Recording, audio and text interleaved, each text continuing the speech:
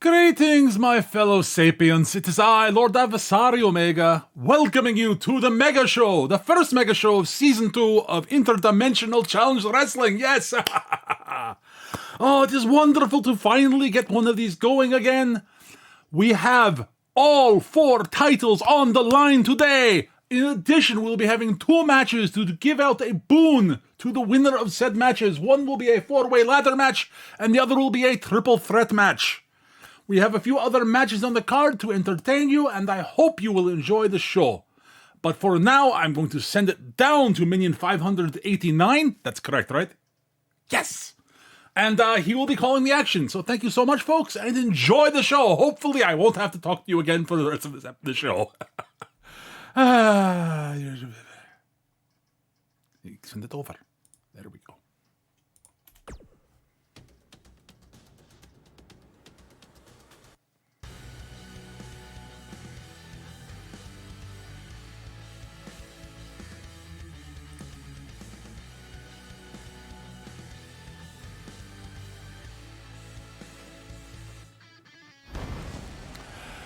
Good afternoon, everybody. This is Minion 589, welcoming you to Interdimensional Challenge Wrestling, the first mega show of Season 2. I hope you're all having a wonderful weekend so far, and I hope you're looking forward to this excellent show. We'll be opening things off with the men's ladder match for a boon from Lord Omega. The contestants for which were determined over a couple of shows during the week. I'm hopeful this should be a lot of fun. We will be seeing in action Bruce Leonard, Eugene Erickman, Jushin Hayabusa, and Necrom. I'm still not entirely sure what Necrom will do the boon since he is not technically part of the competition, but we'll see what's what with that. But with that, we'll send things down to ringside here very shortly to get things rolling. I'm looking forward to calling this. I have no idea what's going to happen. Ladder matches are so horribly unpredictable in such a gloriously entertaining way.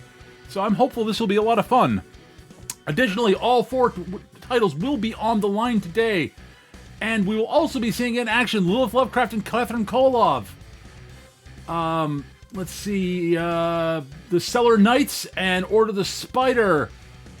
Barton Mercer, Hennig Tarin, Ahmed Hancock, and Alex Van Cise.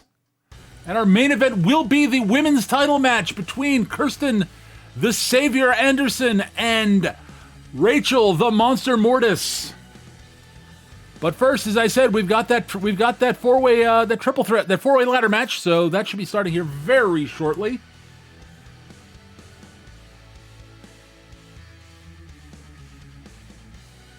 Hopefully, I think we're just about ready here, I think.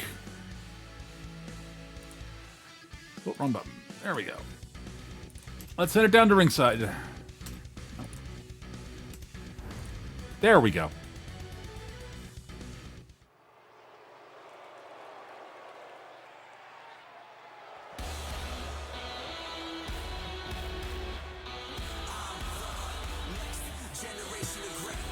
Making his way to the ring from Brooklyn, New York, weighing in at 265 pounds, one half of the men, the chosen one, Bruce Leonard. Interestingly enough, both Bruce Leonard and Eugene Erickman will be doing double duty tonight. They are competing in this 4-way ladder match and will be on their respective tag teams competing for that belt that Bruce Leonard is coming down to the ring with, since he is one half of the tag champions. Along with Carlos Gonzalez, they form the Cartel, and Eugene Erickman and Adrian Ferguson are form Eliminations Incorporated. So, speaking of which,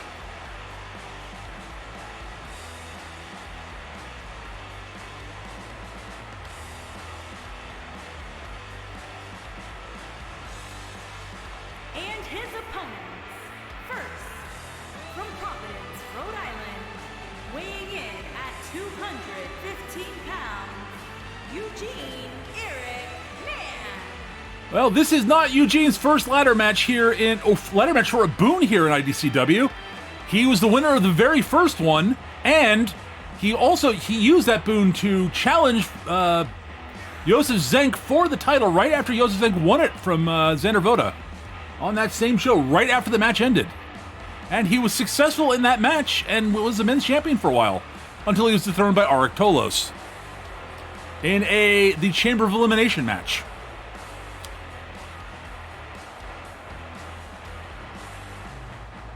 And as usual, Eugene is getting a mixed response from the crowd. Some of them absolutely love him, some can't stand him.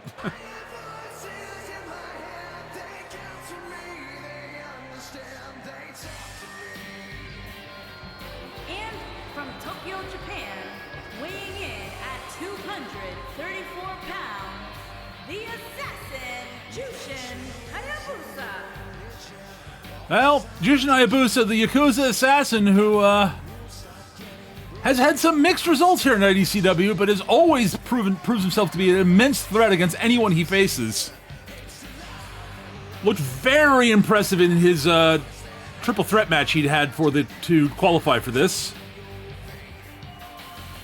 Or was that a four-way elimination? It was a four-way elimination match. Eugene won the triple threat match. No, it was the other way around. I'm sorry.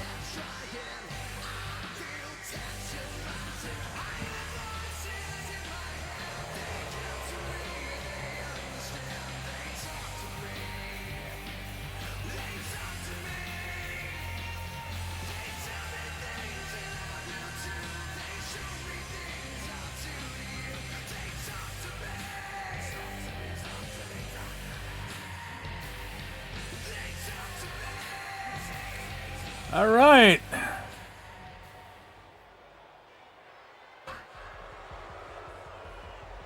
And the wild card of this match.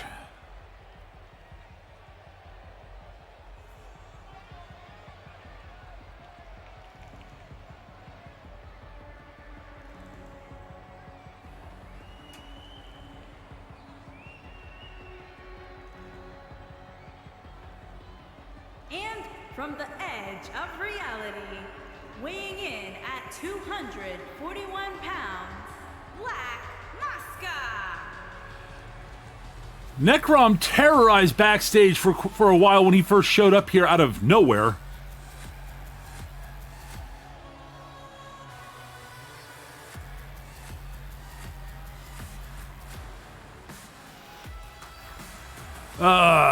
And he has been quite good in his, since actually Lord Omega had him join as sort of a outside sort of, I don't know how to describe Necrom's role in here in IDCW, but he's had several matches and has been very successful in most of them, losing only to Xander Voda and Arik Tolos so far.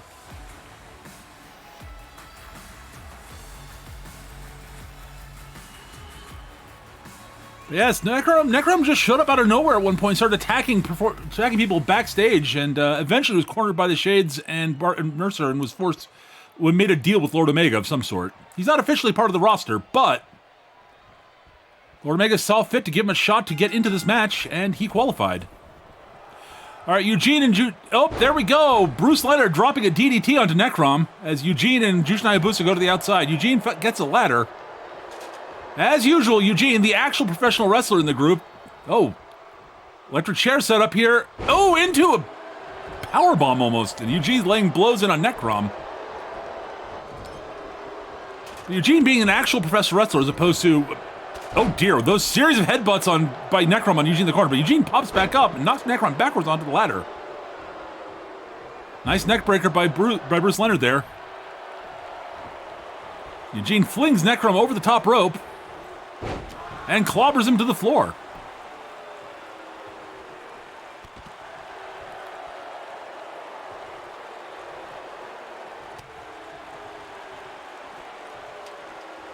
Bruce picks the ladder, and Jushin Hayabusa has nothing to do with that. Picks the ladder, and oh, nope. Neither of them letting the other hit the other with the ladder. Oh, nice knee just to the gut there by Hayabusa. Clothesline by Eugene on Necrom. Oh, and stiff clothesline by Bruce on Hayabusa. Anyways, no one is entirely sure why Lord Omega picked Eugene for this competition, because he's, as I said, a professional wrestler, not one of the champions that are good or evil on Earth. Yeah. He's been very successful since coming here, so...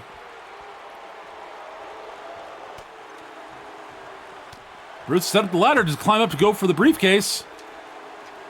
The one who retrieves the briefcase wins the match and gets the, Hayabusa is trying to knock the ladder over and doesn't seem to be successful. Leonard is trying to pull the thing off the briefcase down. Hayabusa seems to be going for it here. And Eugene helps Hayabusa and they move the ladder. And Leonard is dangling, caught by Hayabusa and powerbombed. Beautiful back suplex by Necrom.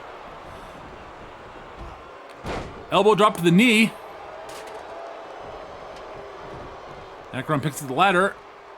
Oh, clobbers Jushin Hayabusa with it.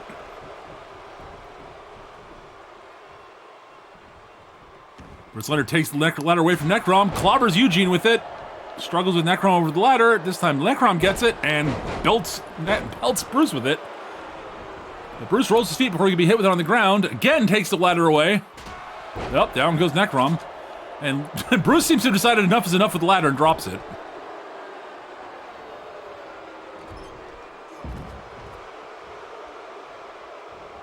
Oh, brutally slings Jushin Hayabusa into the ring post. Nice suplex on the outside there. Misses the leap in the corner.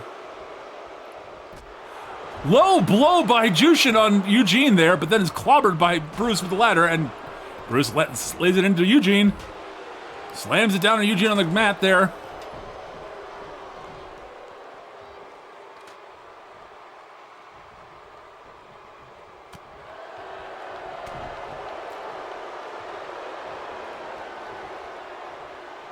Nice DDT. Oh, dear Lord. Knocked the ladder over and knocked Eugene off of it. I think Necrom might be busted open. Axe kick onto the ladder by Bruce Leonard. Oh, my goodness.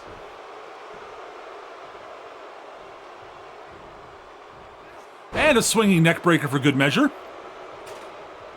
Ladder's been knocked to the floor.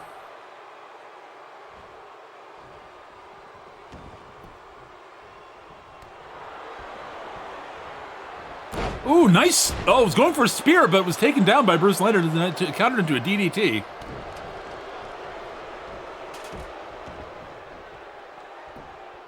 Oh, nicely done by throws him into.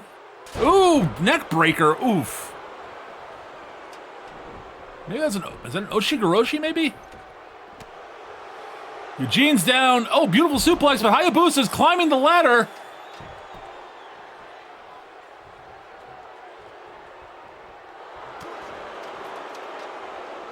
Eugene sprints up the ladder and clobbers Hayabusa on the top and knocks him off. Oh!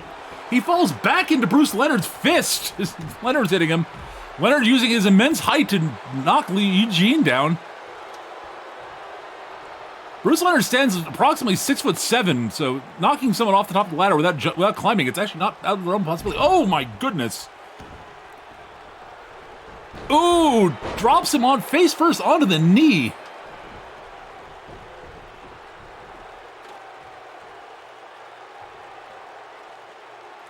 Everybody's down.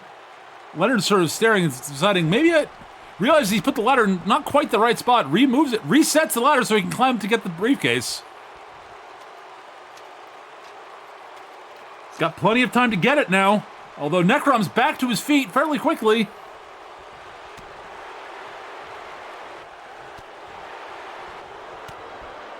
And he's disrupting Leonard there on the ladder as Hayabusa climbs up after him. Scoops him up on his shoulders. Oh my God, off the top of the ladder, and Bruce Leonard crashes to the floor. Neck breaker by Hayabusa. Eugene sends him crashing over the top rope. Picks up Necrom. Floating blow to head. Sling blade. Hayabusa climbs the ladder, although he's climbing a little gingerly due to being a bit beat up there. Necrom throws Eugene to the floor and is starting to shove the ladder over as Hayabusa climbs the ladder. Necrom is seemingly having trouble pushing the ladder over.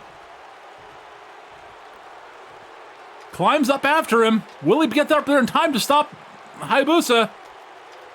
He climbs back down for some reason. Hayabusa has retrieved the briefcase.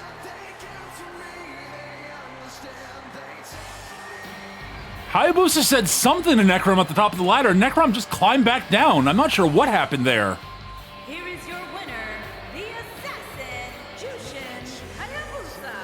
But the Assassin now holds a boon from Lord Omega. That's going to be interesting, folks.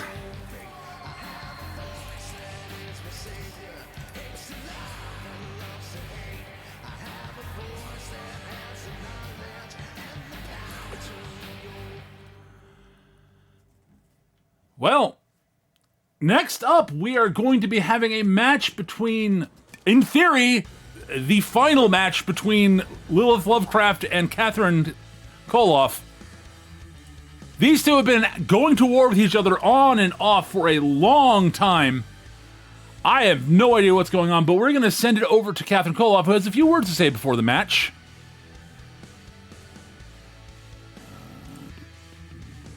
Let's send it over to Catherine and see what she's got to say.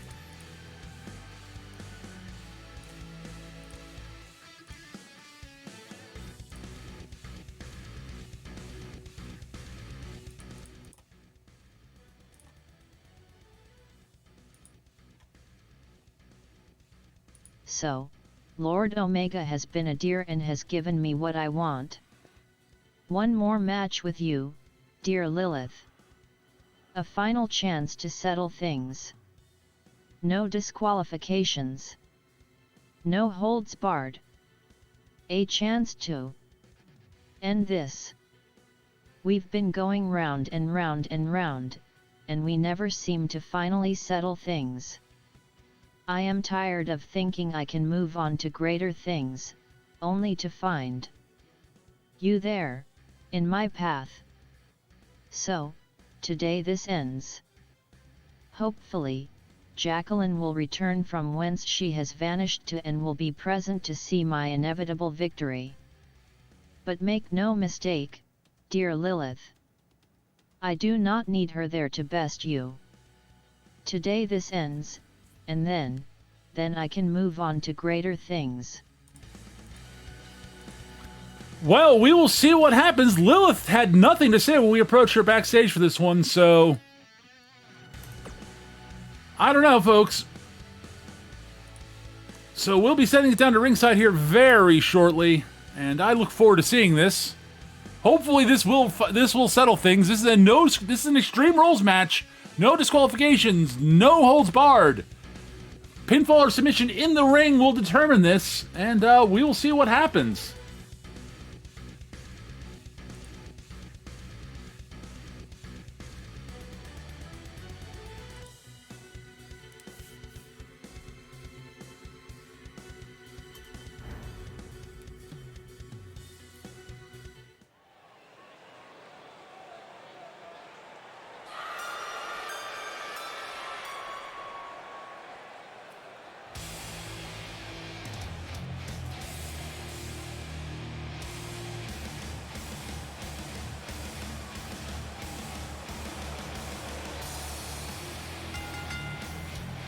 Making her way to the ring, from Baton Rouge, Louisiana, Lilith Lovecraft.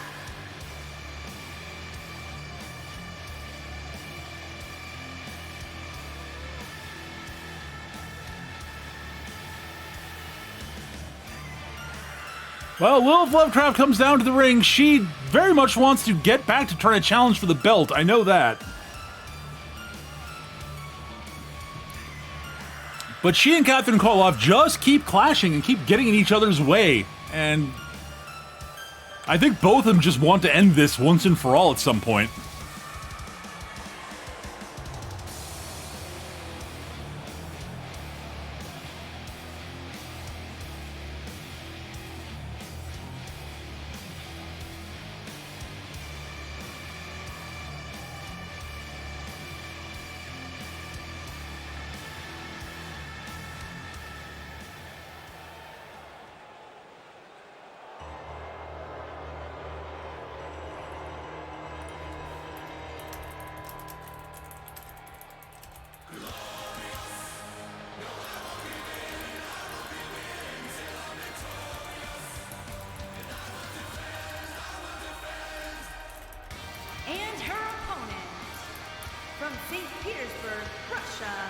Princess Catherine Koloff.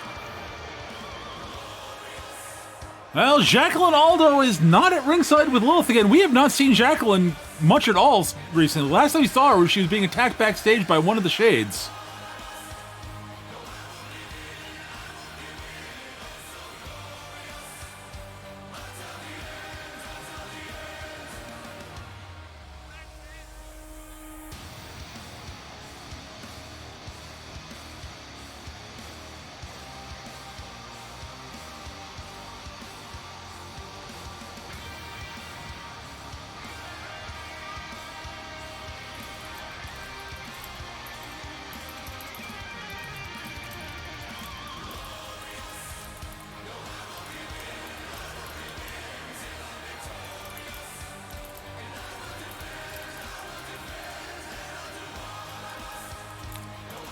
Right, well, Catherine looking as confident and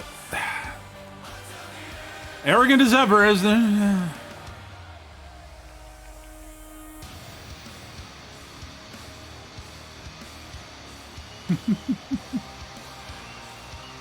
Oh my god. As I've said before, I'm not a fan of Miss Lovecraft, but... sorry, Miss Koloff, but she is very talented, there's no questioning that.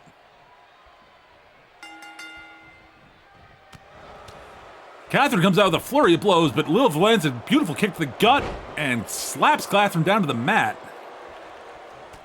Shot to the... Ooh, series of blows. A Catherine back elbow counter. Nicely done. Princess sends her off the ropes. Ducks under. Back elbow drops Lilith to one knee. And into a neck breaker.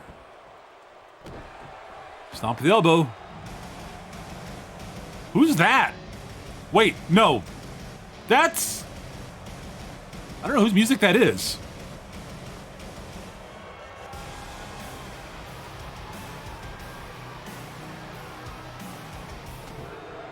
It's the masked woman again, and down Catherine goes.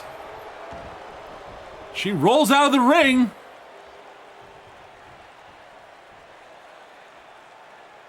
As she walks away, she's pulling off the mask.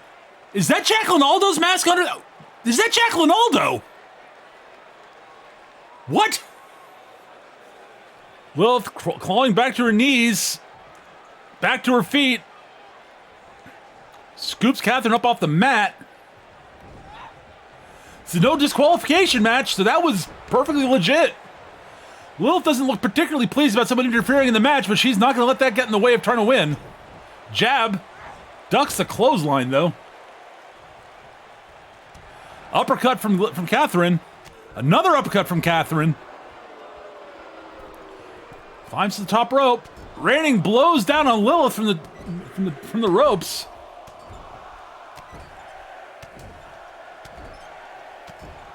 So was the masked woman Jacqueline Aldo all this time?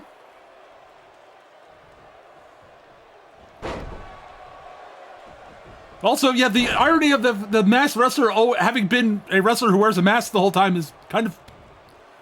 There's a bit of amusing irony in that. Lilith stuffs the clothesline attempt, and oh my god, what a brutal Uranagi that was. Scoops her up and slams her down to the mat. Clubbing blow to the side of the head. Into the cover. Catherine kicks out at one, though. Say what you want about Catherine's arrogance and general bad attitude. She is one tough lady. Nice double leg takedown there. Scoops Lilith back up, though. Whips Lilith into the corner. And Lilith falls to the mat. Kick to the ribs. Stomp to the arm. Oh, that looked painful. And Catherine's gone outside. She's looking for a weapon. This is an Extreme Rules match, so she's grabbed the table.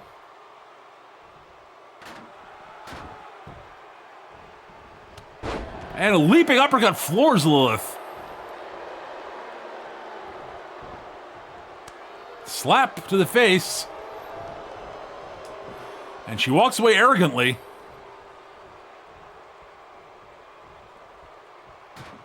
Decides better of putting the table in the corner. Oh, looked like she was trying to slam Lilith down onto it, but Lilith countered very quickly. Kick to the knee, repeated kicks to the knee, actually the upper thigh, it looks like. I'm looking at it. Into the corner again. Misses the clothesline in the corner. Shot to the gut. Lilith was calling for the choke slam, but Catherine chokes her down and sort of a choking Russian leg sweep almost.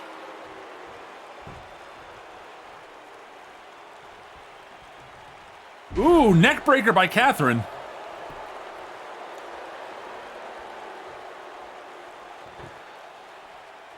And now Catherine gets the... Nope. Again, she couldn't get it set up the way she wanted to, so Lilith was getting back to her feet, so...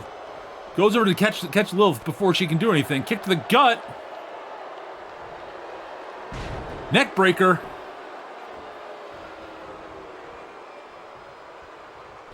Stomp to the face this time. Running knee into a neck breaker. Ooh, what a combo. And looks like Catherine may be setting up for the Royal Knockout. Spikes it perfectly.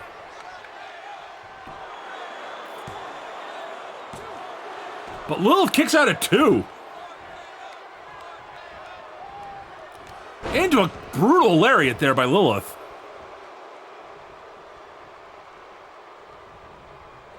Catherine reverses the Irish whip from Lilith there. Pulls her in. Rope-assisted neck breaker. Catherine's been all over Lilith this match. Into the cover.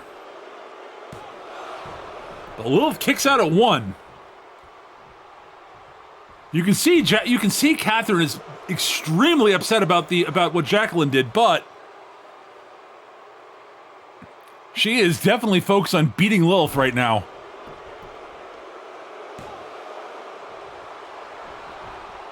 Lilith kicks out at 1.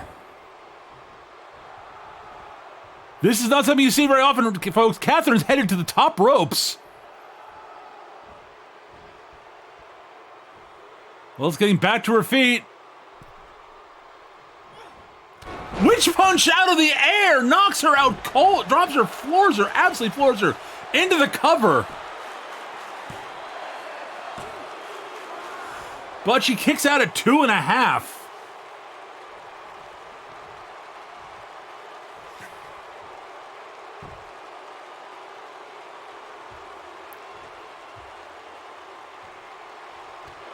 Kick to the jaw to counter to get back up. Catherine scoops her up. Misses the uppercut. Lilith reverses it, wings her into the corner. Tables fall into the floor. Stiff clothesline in the corner there by Lilith. Jawbreaker counter by Catherine. Going for the hanging DDT. Spikes Lilith.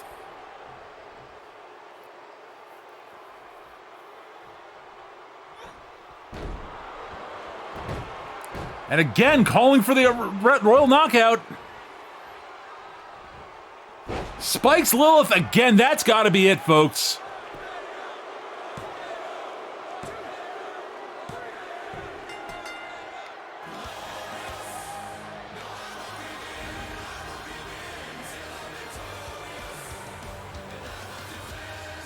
Here is your winner, Princess Catherine Kotla.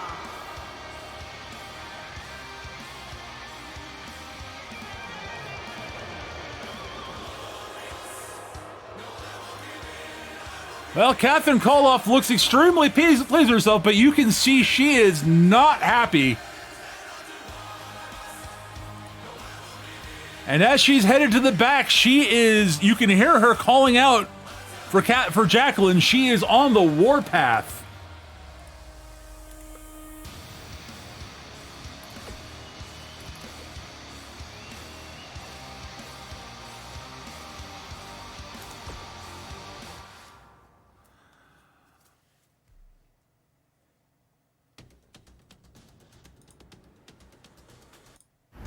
Well, next up, we're going to be seeing Hennig Terran in action against the Nightmare Shade, Barton Mercer.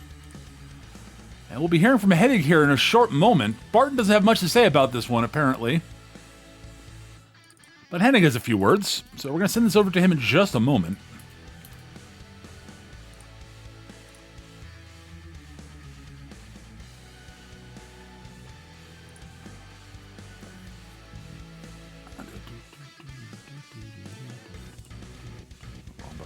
Hang on a second. We got to get this set up.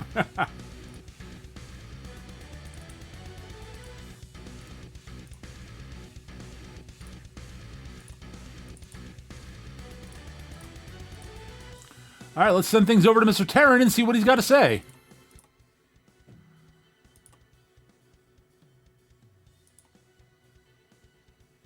Barton Mercer, a name I hear spoken with dread in the voice. A man feared by many, a being of nightmares, or, as I see it, a foe worthy of challenging on the grounds of battle. Oh, the glory that can be found in battling against a foe such as this. So, Nightmare Man, join me in the arena again. Just you and I, strength against strength, skill against skill, and we shall see what glory we can earn in battle together. Well, the dwarf from Valhalla has got simple wants, so we'll see what Mr. Mercer's got to do about this. I've got a feeling that the Nightmare Shade is not going to be quite so honorable as Mr. as the dwarf would like him to be, but we'll see.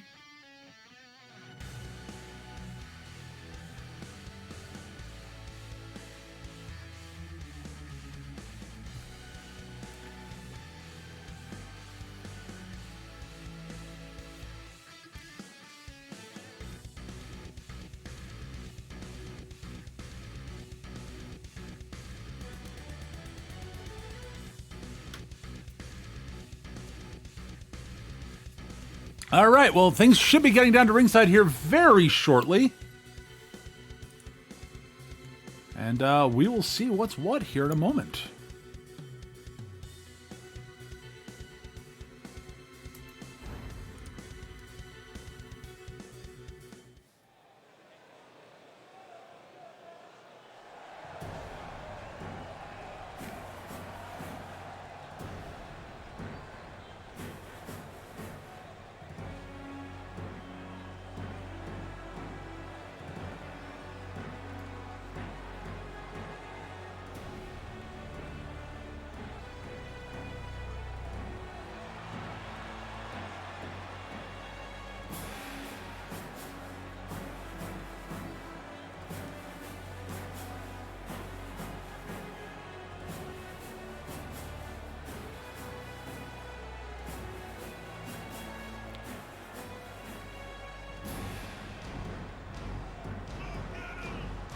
Well, no sign of, well, hang on.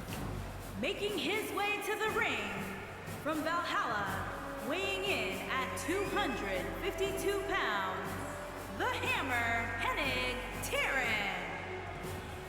Well, his current tag team partner, part of Power and Glory, Hancock, is not at ringside with him. He's got a match later tonight against Alex Van Syce, so we'll see what's going on with that.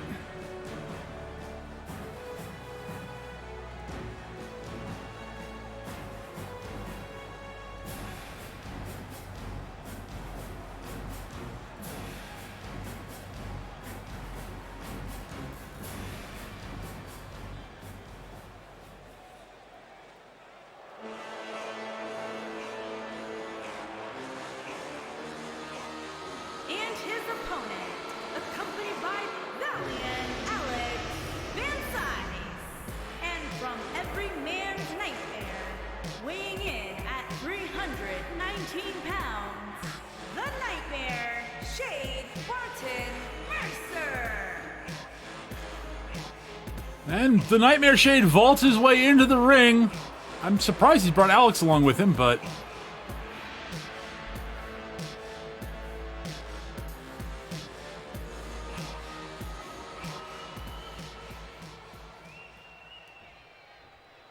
So the second tallest competitor on the roster up against the shortest competitor on the roster if you don't factor in his hair. But beautiful takedown there by by Danik Terran. Nicely done. He may not be the tallest competitor, but he is an immense powerhouse with incredible technique. Slams Barton face down into the mat. Kick to the chest. Clubbing blow, but Barton counters that and clotheslines the dwarf to the mat.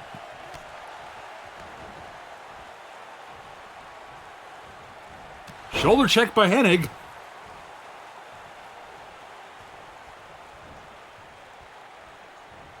Ooh, beautiful twisting neck breaker there. Ooh. Leaping elbow drop.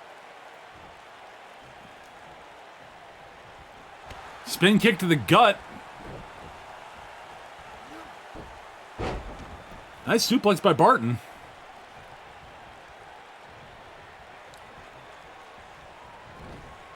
Irish whip off the ropes.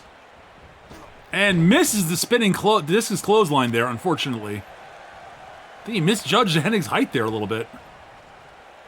Slams Barton into the turnbuckles. Clubbing blow to the head. And whips him into the other corner. And misses the charge into the corner. Blow to the head. Hennig catches that punch and just slaps Mercer. Shot to the jaw. Choking leg sweep. Damn. Into the cover. But Mercer kicks out at 1.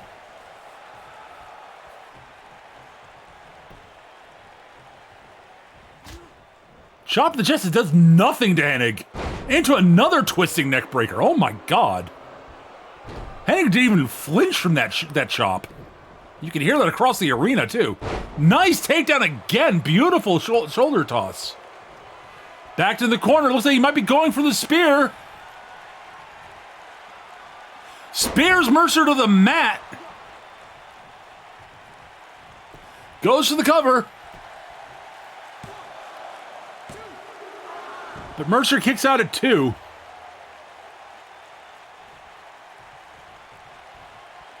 Is he lining up for the rock hammer? He might be lining up for the rock hammer. Yes, he is. Can he hoist Barton up? Holds him vertical. Into the rock hammer. But Mercer kicks out at 2. Oh my goodness.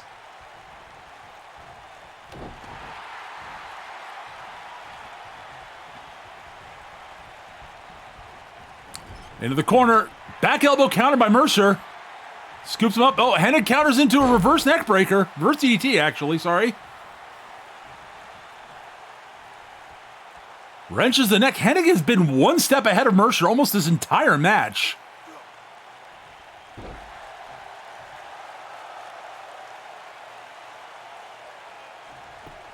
Goes to the cover.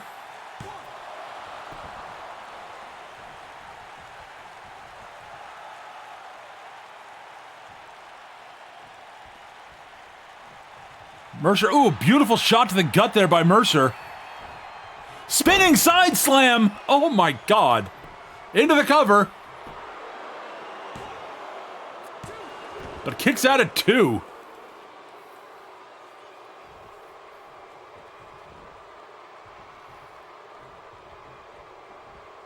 Scoops him up. Beautiful slam. And Mercer looks like he's headed to the top rope. Is he going for the Nightmare Moonsault? He might be. Yes, he is! Lands it perfectly clean. Goes for the cover. But Hennig kicks out at 2 after 320-ish pounds. Well over 300 pounds of mass just comes crashing down on him from the top rope. Shoulder block by Hennig.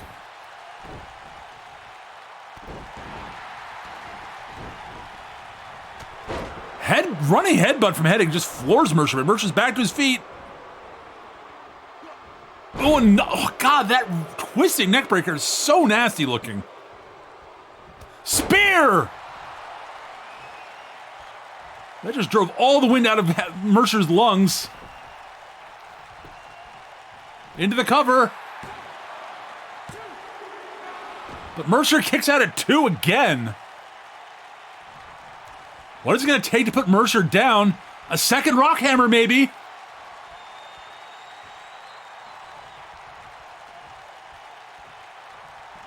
Up he goes again. The sheer strength of the dwarf is impressive. Down he goes. Rockhammer into the cover. And Henning Tarn defeats Barton Mercer. I have never seen Mercer that out of sorts against a foe ever. The Hammer, Hennig Taryn. Taryn showed no hesitation, no fear, just went in and took the big man down repeatedly.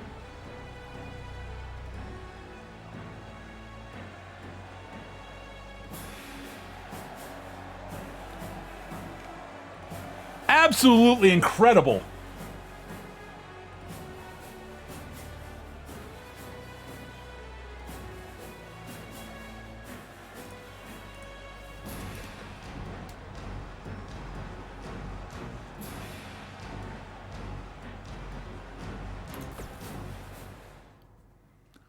Well,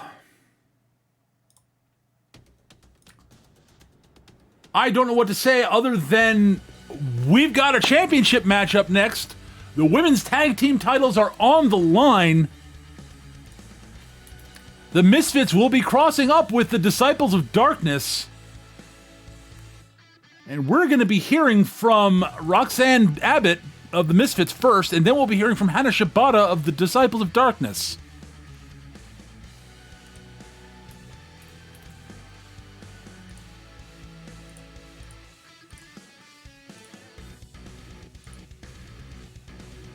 All right, let's get things set up here before we move on. Send it down to them.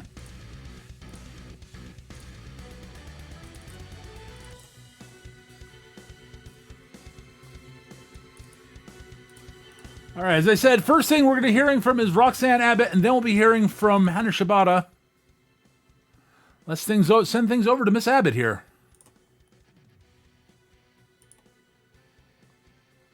So, finally, Pam and I get our shot at winning our belts back. We've danced to this tune before, but now the boot is on the other foot. We know the two of you are dangerous. And we know there is no depth you two will not sink to hang on to those belts. I don't know what your plans are, but knowing the two of you, I know they ain't good. While Pam and I do differ on methodology from time to time, never doubt that we are united in our goals and where we ultimately stand. And where we stand is squarely between people like you and what people like you call the little people. So, for the disadvantaged, the downtrodden, the oppressed, understand this. You do have allies. You do have people who will fight with you and for you if need be. The Misfits will always stand against those who would keep you down. And we will never give up that fight. Well, and we're going to be able to see hear what Miss Shibata has to say in response. Once we get things set up here, hang on.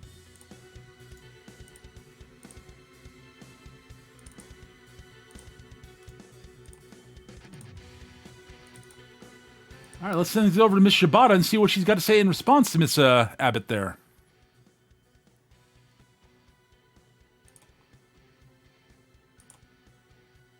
Understand this, Misfits. You, ultimately, do not matter. Not to the disciples. Not to the world. You are nothing. The Hope Slayer and I will crush you today, like the insects you are, and then we will continue on our path. And to the rest here in Lord Omega's playground. To you I give warning. Today you will see the full strength of the disciples. We will show you all we have today. And it does not matter who you are, but all will fall before the Reaper's scythe. If you are wise, you will not oppose us, but wisdom is in short order here.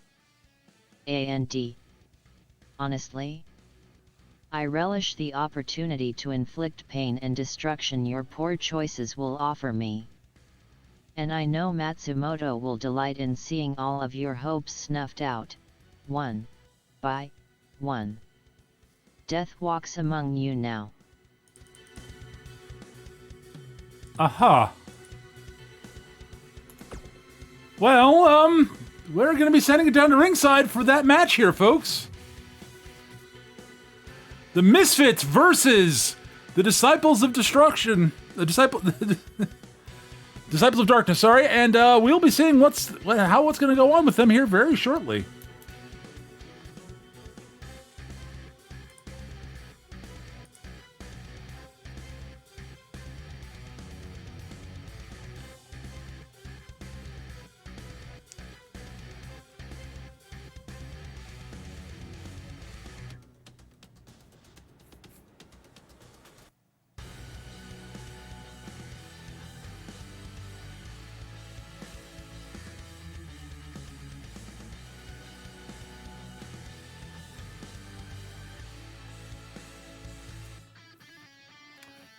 Things should be getting ready here very shortly, hopefully.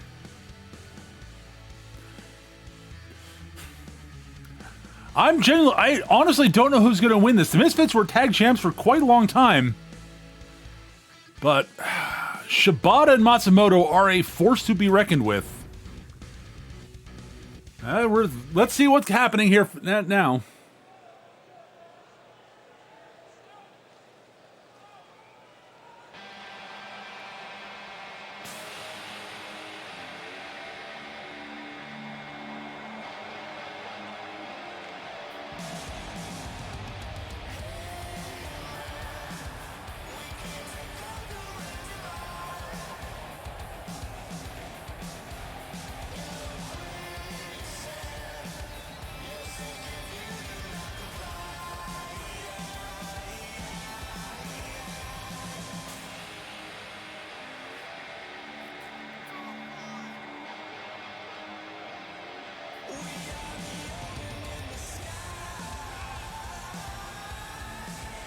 Now the Misfits make their way down to ringside looking confident as ever. One of the best brawlers on the roster, Roxanne Abbott, and quite possibly the best submission wrestler in the entire women's division, and possibly the second best submission wrestler in the entire company, in Pam Graves.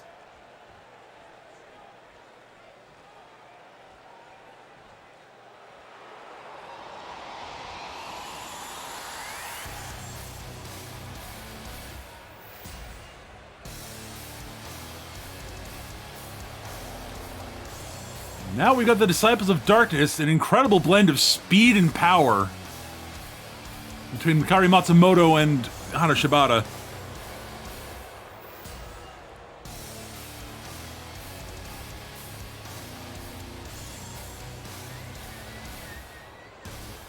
What started out as an alliance of sort of temporary convenience has turned into one of an incredibly formidable tag team.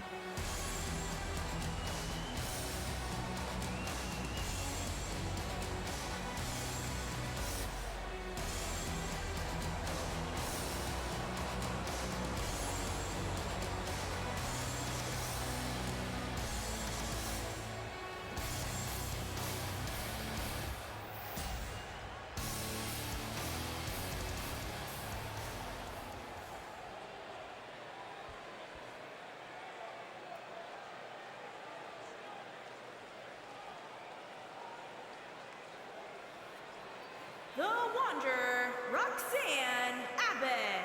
The Anarchist, Pamela Graves.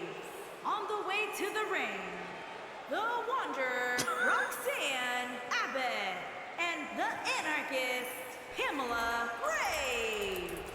The Misfits.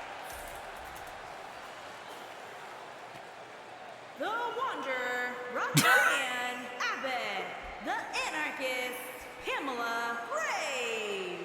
And their opponents, they are the champions, Magical Kari Matsumoto and the Ghost, Hana Shibata, the Disciples of Darkness. All right, we'll be getting things underway very shortly.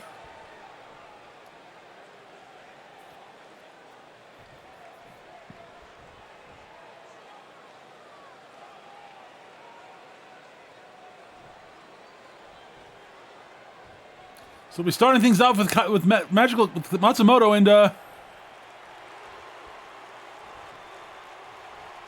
here we go.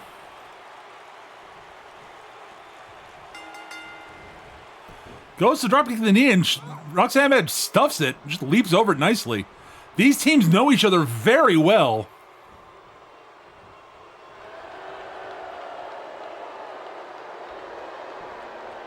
Kari steps behind. The Hope Slayer she is very dangerous, and she came within a hair's breadth of beating Lilith Lovecraft for the title at one point. And back when Lilith was champ. Ooh, stomped the elbow, nasty. Jawbreaker countered by Roxanne. Ooh, brutal punch in the forehead. Ow. And drags her over to her corner, where she tags in Pam Graves, letting the Anarchists get to work on the Hope Slayer. Steps through into a sharpshooter, early submission attempt. Matsumoto works her way free pretty quickly. And clotheslines Graves over the top rope.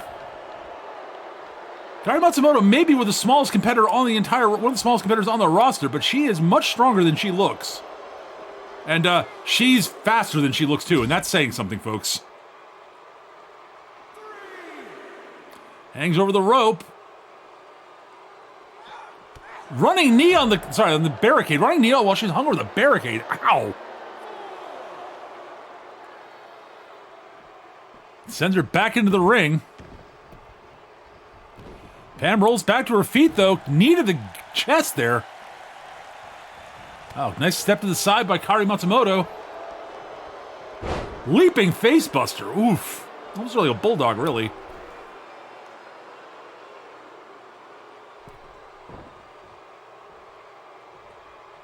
Gets her back up to her feet.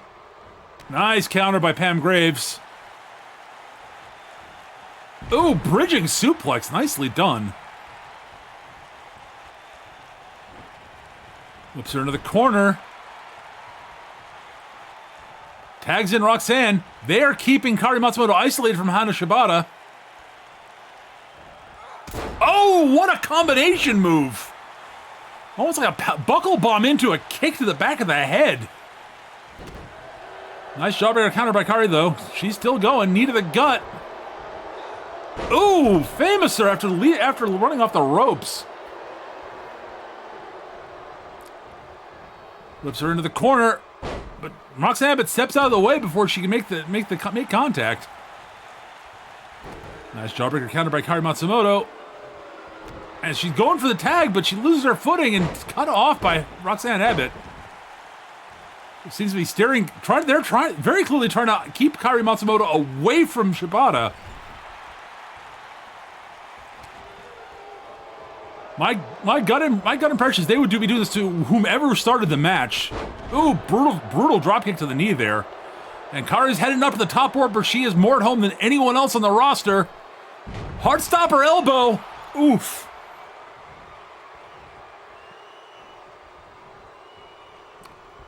Whips her into the corner. And makes the tag. Ducks under. Nice dropkick by Shibata.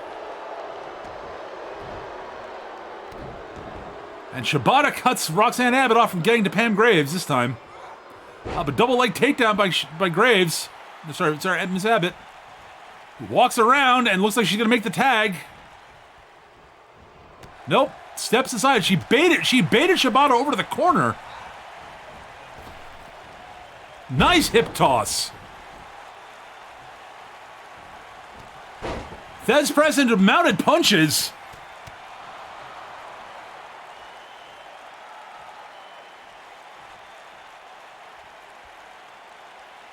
She's telling her to get back up. She lining up for a stunner, maybe. Kick to the gut. Bang! Just lands the stunner absolutely clean. Pulls away as the ropes. Goes for the cover. But Shibata kicks out at 2.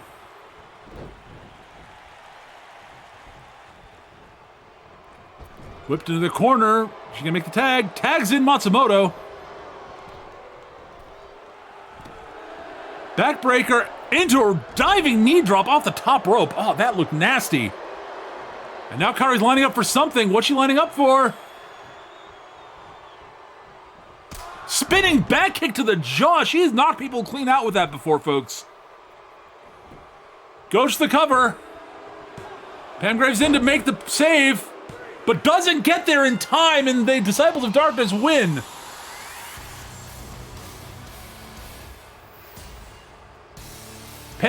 Roxanne was knocked clean out by that spin kick. Here are your winners, and still the Women's Tag Team Magical Kairi Matsumoto and the Ghost Hana Shibata, the Disciples of Darkness.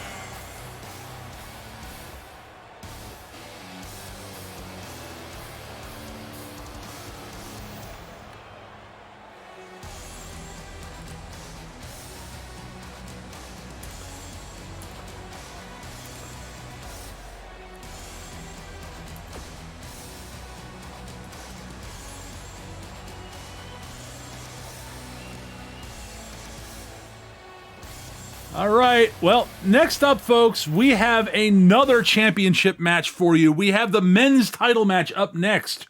Arik Tolos versus Bishop Boone. We're going to be hearing from Mr. Tolos first, and then we'll be hearing from Mr. Boone afterwards.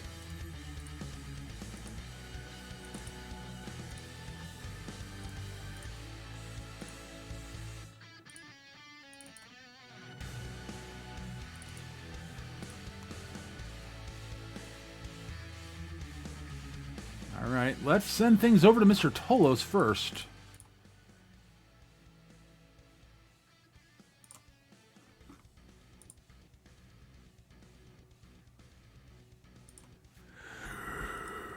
What follows is a tale of heroism and tragedy. A brave warrior, strong and solemn, dedicates his life to combat to protect that which he holds dear. Wearing the colors of his hometown, he wages battle upon battle against foes of all ilk. Sometimes he stumbles and falters, but never does he surrender. On and on he fights, a steady shield held before those he loves. He is beloved and admired as a hero by his home. But as the warrior fights on, striking down his foes, pride overtakes his senses. He thinks with strength and skill he can overcome any enemy that offers threat against his home. And so the warrior forgets he is but a man and lays out a challenge against the work of gods. The wrath that he suffers for his hubris exceeds any horror he could have previously imagined. He watches his home, wrecked and ruined, sink into the earth. The sound of building buildings and roads crumbling and falling into abyss do nothing to drown out the screams of his family and neighbors as they cry out for mercy and salvation. But the warrior, a hero no more, is spared their fate to live on, knowing that this tragedy has been written by his own hand.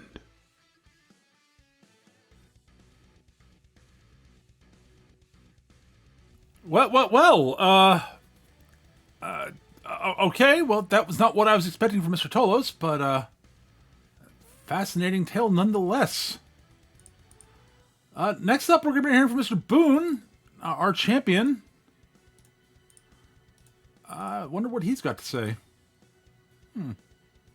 Food for thought.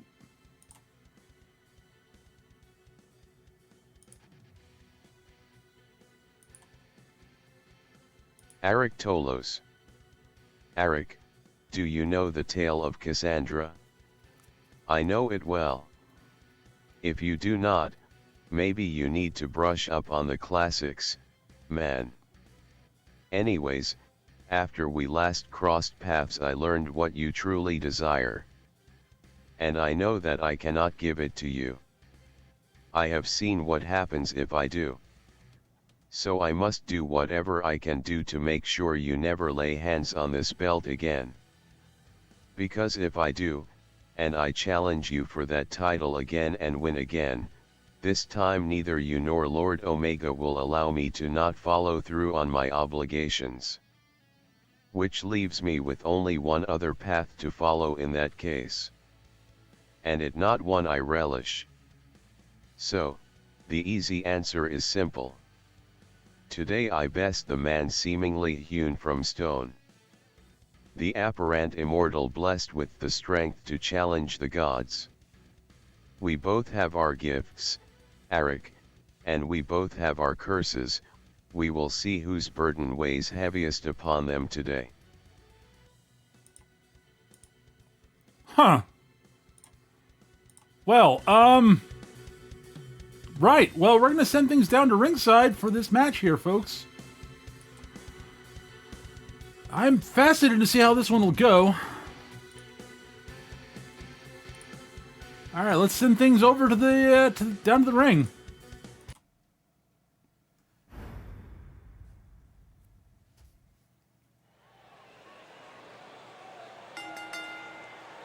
The following contest is scheduled for one fall and is for the Men's Wrestling Championship.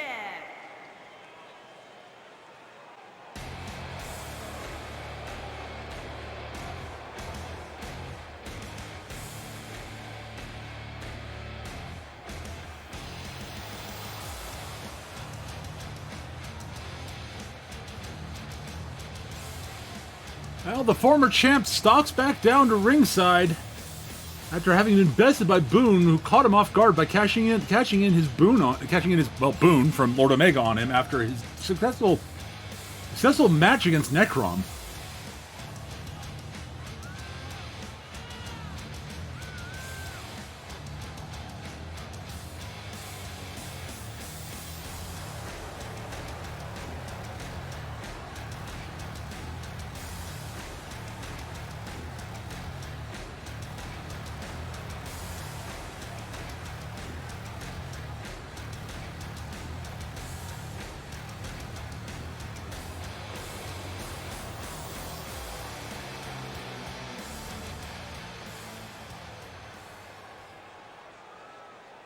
Here comes the current champ. Well, I do wonder what the parable Tolos was telling him was about, really. I could speculate, but might not be the wisest thing to do.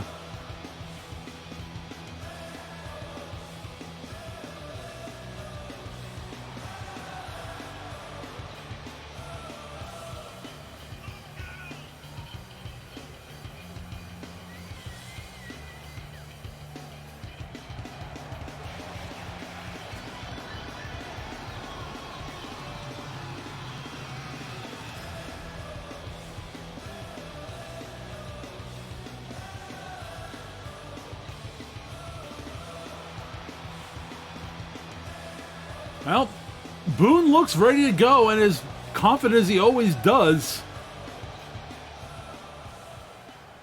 But as usual, this is a power versus speed matchup. One of the most powerful grapplers in the roster against one of the fastest, most accurate strikers we have. Introducing the challenger, standing 7 feet tall, weighing in at 443 pounds, the anomaly, Eric Tolos.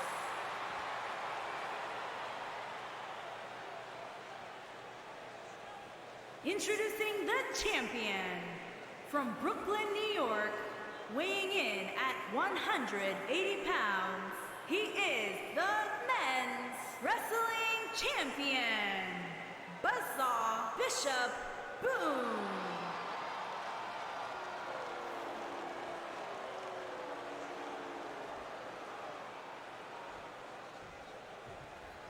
Well, as Boone hands the belt over to the ref,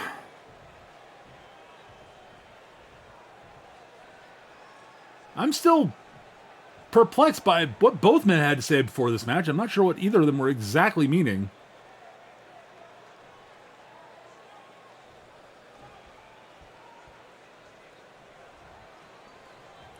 Here we go. Running knee from Boone off to start things off. Into a full Nelson by Tolos. The Bishop counters nicely with a nice arm drag. Tolos shoves Boone away. Brutal running clothesline. Floors Boone. Misses the kick to the back. Ooh, knee to the back of the skull by Boone. Oof. That looked like it rocked Tolos. Blow to the back. Puts him into the corner. Running knee to the gut.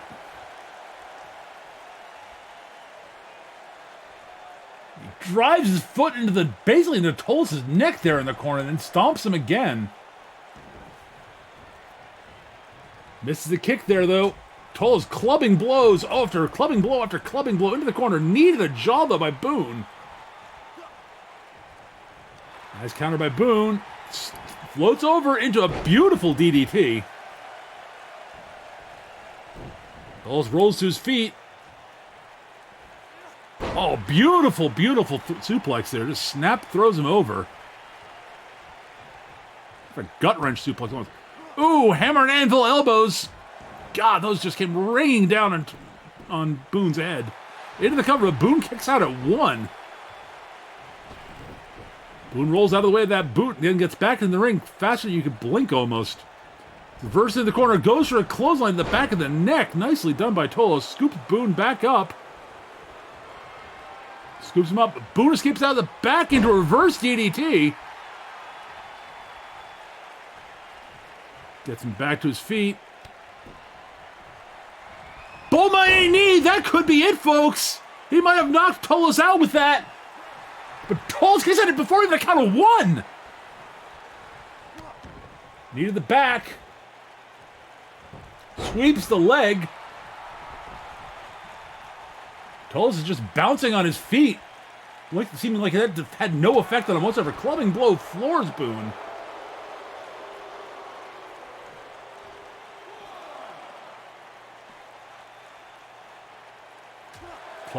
Slap to the head. Boone kick to the gut, though. Shot to the back.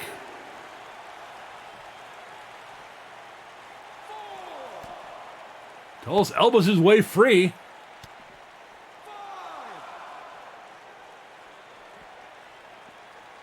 Shot to the jaw by Boone, who dives back into the ring. Tolos falls quickly thereafter. Shot to the gut there by Tolos. Goes for a kick, but gets his legs swept out from underneath him. He steps into an STF. He's tapped people out with this in the past. Tolos is trying to claw his way over the ropes to break at the rope break. He's struggling with it. Wait, no, he presses up and rolls Boone off of him.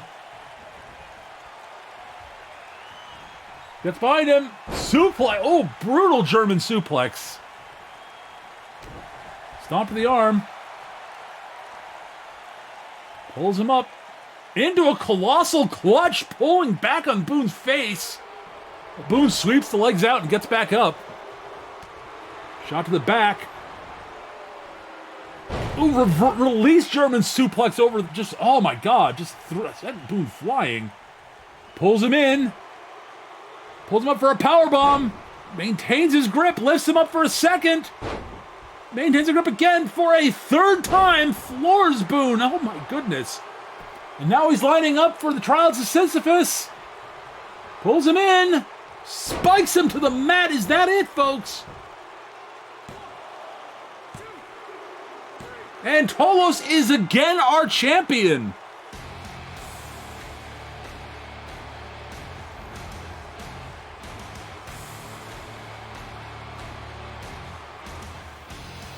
Oh my God, folks.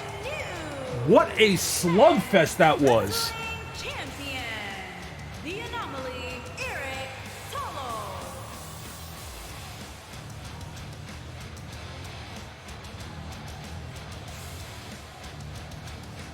Boone came out firing on all cylinders. Tolos took his best shot and just walked through it.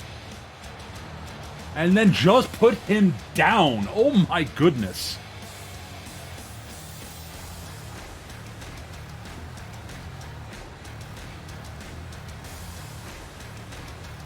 Holy cow, folks. Wow.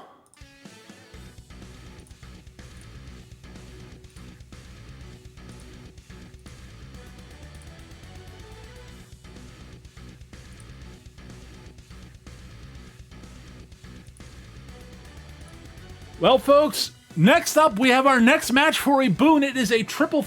Nope. Stop that. Stop. There we go. It's a triple threat match for a Boone. We will be seeing Olivia Cyclone, Crystal Storm, and Akane Matsuda in action, folks. The winner will receive a Boone from Lord Omega.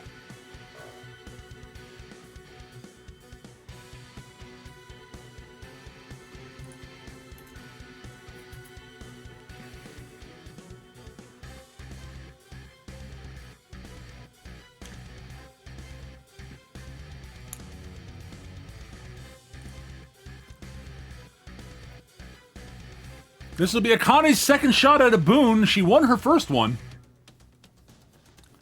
I think this might be Olivia's first match on a Mega Show. Might be Crystal Storm's as well, actually. Should be an interesting match, though. Two of our strongest female competitors and probably one of the best strikers on the roster in Akane Matsuda.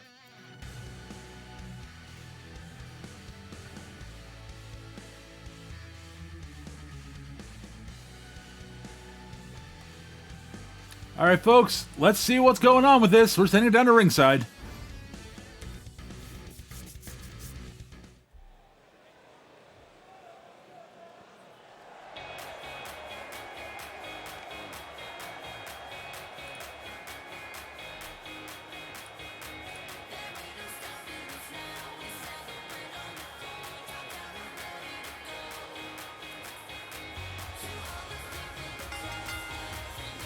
Making her way to the ring from Mount Olympus, the Olympian Olivia Cyclone.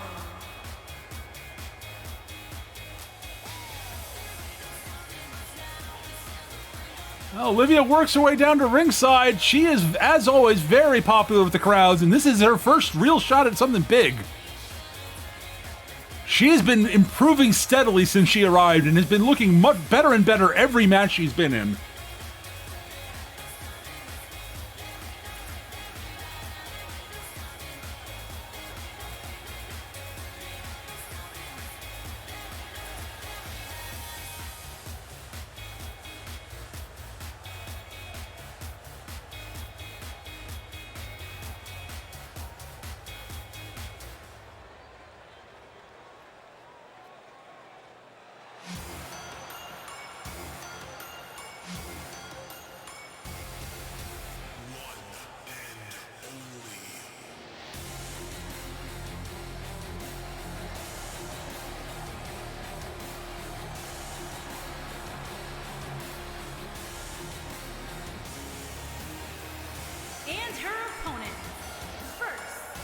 from Chicago, Illinois, the Captain, Crystal Storm.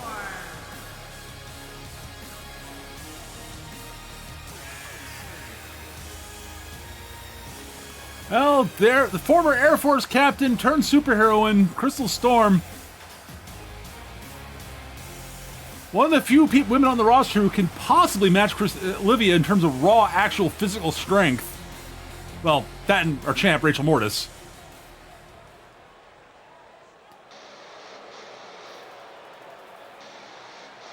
I mean, Shibata's no slouch, and neither is Lilith Lovecraft, but... And from Kyoto, Japan, the Scorpion, I guess Akane Matsuda, and when she's in her full Oni form, she's on par there too. But Crystal Storm blends speed and power in a way almost no one else on the roster does. And then you're talking speed and striking power. This woman is dangerous. Especially when she's focused.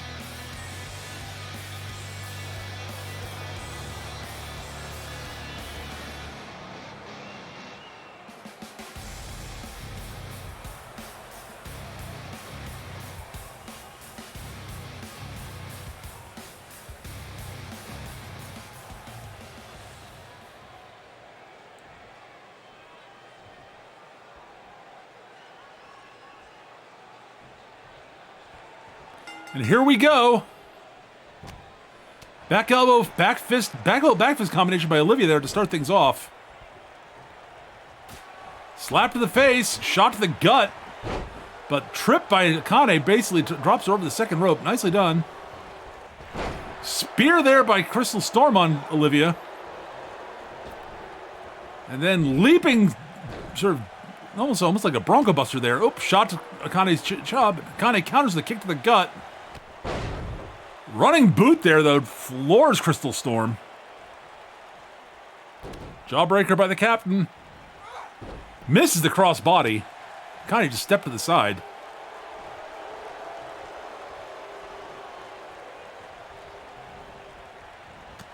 Ooh, leaping uppercut by Crystal Storm there. Kick to the gut by Olivia, though. Shot to the jaw. Slap.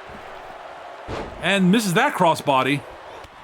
Running bicycle kick there by Akane. Oops, shot by Olivia. Nice hip toss. Drags away from the ropes.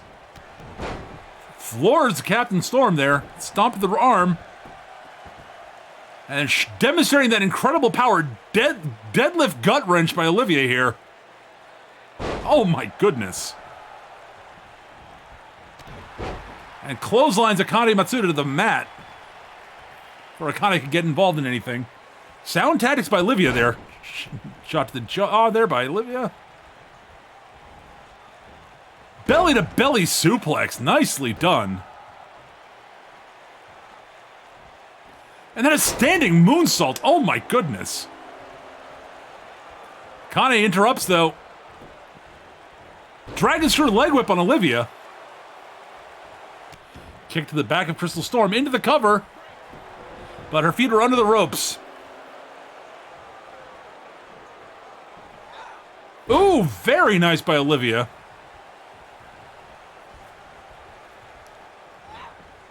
Oh, going for a belly belly, but Akane counters that. Oh, misses the bicycle, misses the pump kick there, though. It's a nice counter by, oh, crossbody interrupts that. Olivia slings Akane to the top rope. Military press gutbuster by Captain Storm. Kick to the jaw of Olivia there.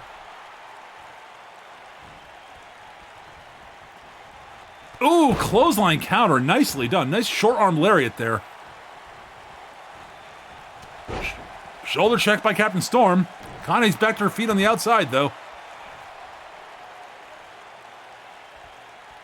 Crystal Storm snaps the arm back. Crossbody into raining blows down on Akane's head. All three women have done a very nice job at, when they get in control, sort of isolating and knocking both opponents down. Oh, nice kick to the jaw there. Oop, sorry, punch to the jaw there. Nice counter. Ooh, spinning uppercut. Into a perfect spine buster there by Captain Storm. What a spine buster. Looks like she might be lining up for the Sonic Bomb. Yes, she is. Up and down.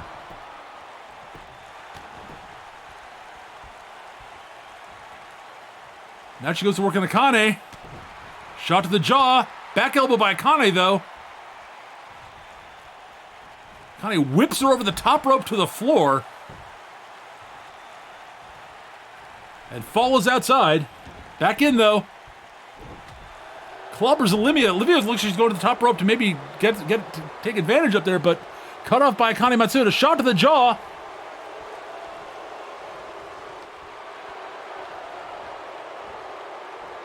Brutal gut wrench slam there. Pulls her into the center of the ring. Goes for the cover. But Akane kicks out at 1. Shot by Crystal Storm. Nice snap suplex into the cover. But Olivia kicks out before even the ref can make even a count of 1. Nice leg sweep. And Crystal Storm rolls to the outside. Olivia scoops Akane back to her feet. Akane blocks that into a beautiful reversing into a suplex of her own there. Rolls over into the cover. But Olivia kicks out at 1.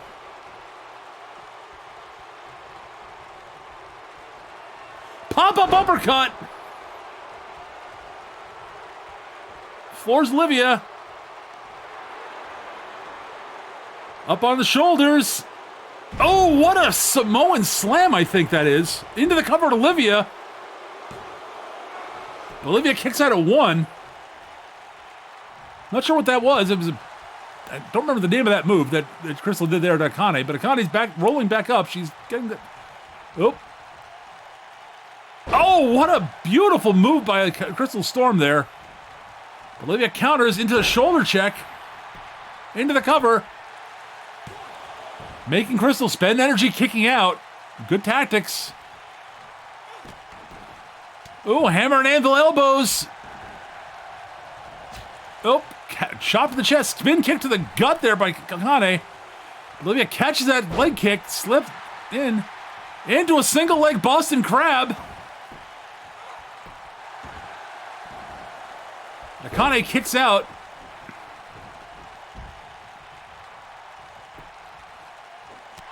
Shot to the back on Crystal Storm.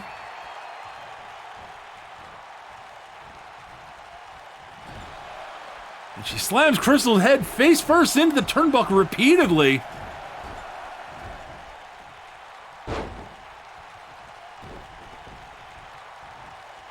Back elbow by Akane. Whips her to the corner. Running big boot is caught by Crystal. Sweeps the leg. Into a single leg Boston Crab of her own. And Akane kicks her off. Pop-up uppercut to Olivia again.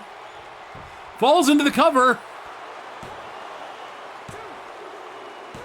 And Akane Matsuda is victorious. She has won her second boon. An incredible performance from all 3 ladies, but Akane was just too much tonight, folks. Akane Matsuda.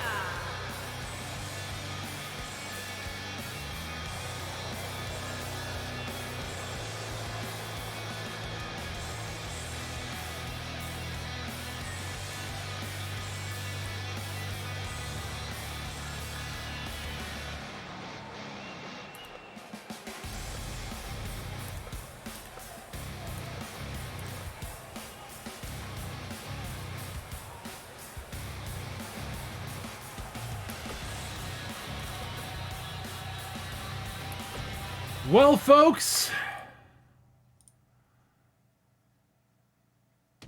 next up we have another championship match on the line. We are going to be seeing the Elimination Incorporated versus the Cartel for the titles. And we're going to be hearing from the leader of the Cartel, Carlos Gonzalez, here in just a moment.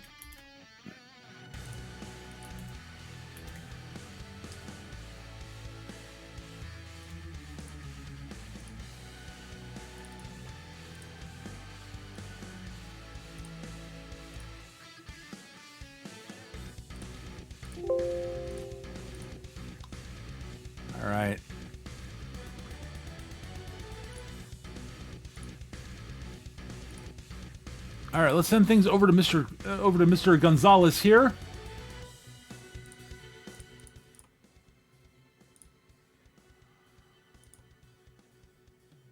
A professional wrestler and a second-rate mercenary have decided to team up, take upon themselves the name Eliminations Incorporated and challenge the single most dominant faction here in Lord Omega's domain. Honestly, it's kind of cute. Endearing even. Only a fool would fail to acknowledge the skill both of you hold. I am no fool.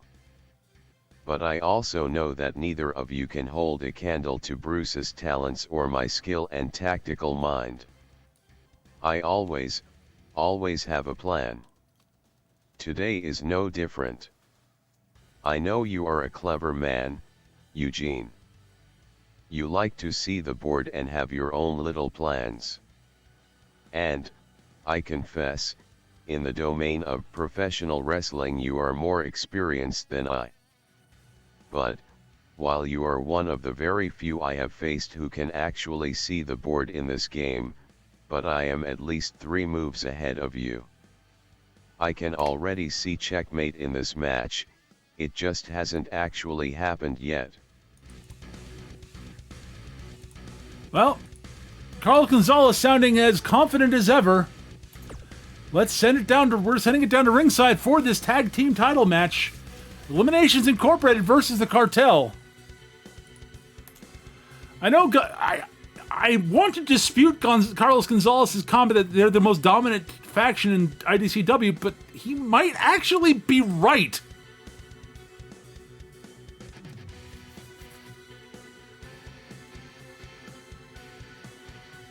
I think they're on the verge of winning. This might be their third defense. If they win this, they earn a boon. And the only person to have earned a boon from title defenses is, in fact, our women's champion, Rachel Mortis.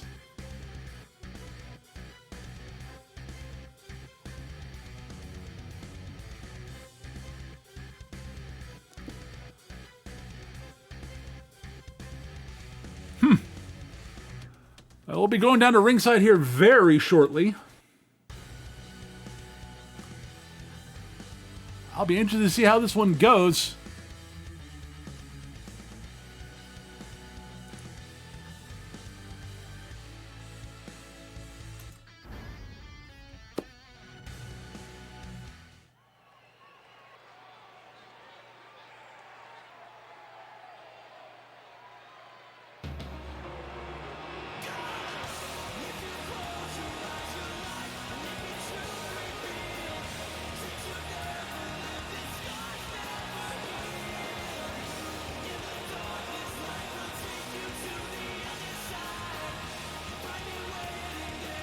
Well, Eugene is doing double duty today. He was in that opening ladder match. He's looking pretty good, though, after the beating. He did take a bit of a beating.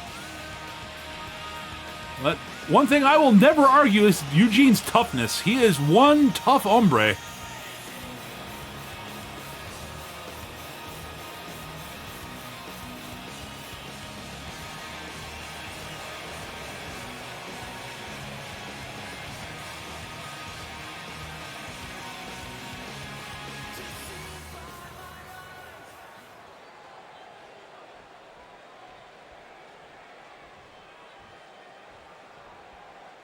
You think you know me?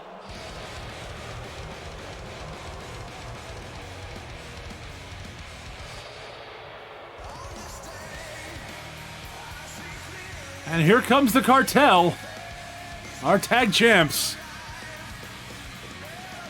Bruce Leonard's doing double duty today himself and did pretty well in the ladder match. Almost had the briefcase on 2 occasions, but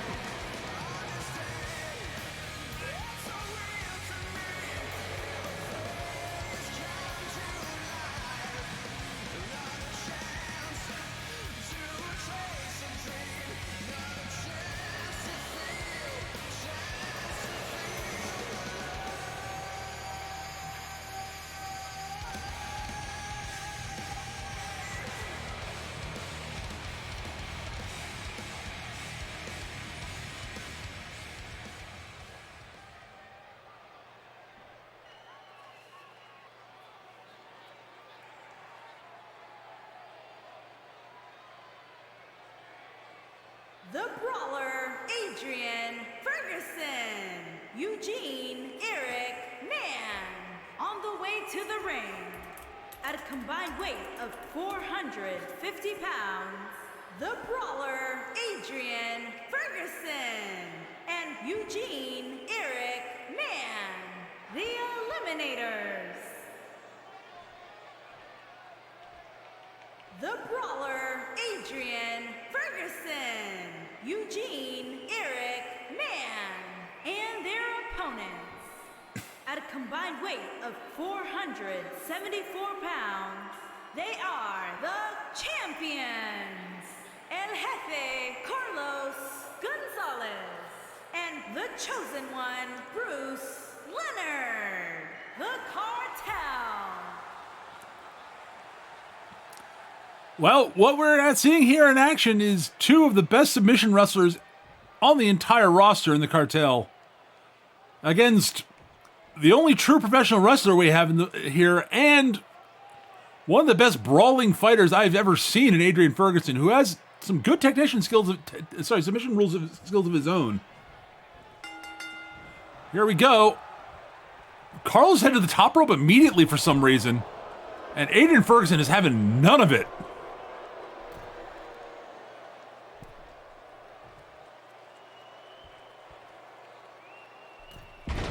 Beautiful suplex off the top rope there by Ferguson. Stomp to the head. Kick to the shin there. Carlos blocks that. Shot to the jaw. Goes for a kick to the gut. Ooh, spinning back kick to the back of Carlos' head. Ferguson as a rep is a brawler, but he is a scientific brawler, you could say. He is very skilled.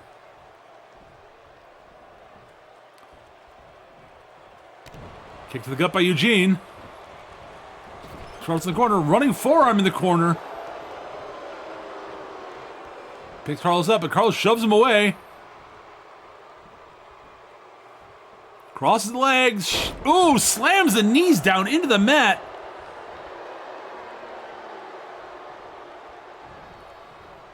Whips him into the corner.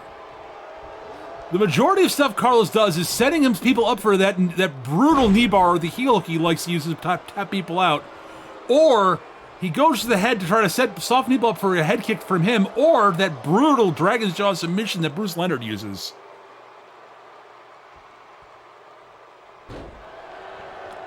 He likes to refer to those both as plans A and B, but he has other plans at his disposal. Eugene tags in Ferguson.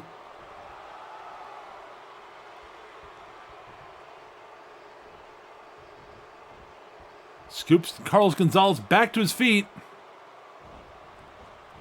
Oh, Carlos escapes to the back door before the neckbreaker can be pulled off. And drags Ferguson away from his corner. Before he even got halfway across the ring, though, Ferguson elbows his way free. Scoops him up. And hangs him out on the top rope. Oh, God, that looked painful. And Carlos makes a leaping tag to Bruce Leonard, who comes in, and Ferguson just vaults the spear attempt. Shot to the jaw, back, nice beautiful punch there. Whip off the ropes, knee to the gut, off the ropes again, another knee to the gut. And then a Russian leg sweep. Nice combination there by Ferguson, tags Eugene in.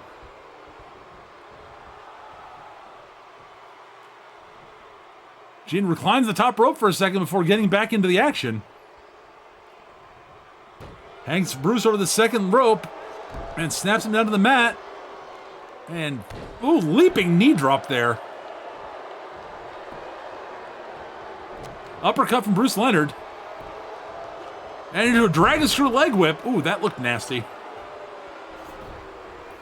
And drags Eugene away from his corner. Makes the tag to Carlos Gonzalez. Eugene rolls out of the way of that. Shot to the jaw. Another shot to the jaw. Jab. Snapmare takedown, and then an elbow to the crown. Oof. Nice knee to the leg there by Carlos. And another dragon screw again, working on Eugene's knee.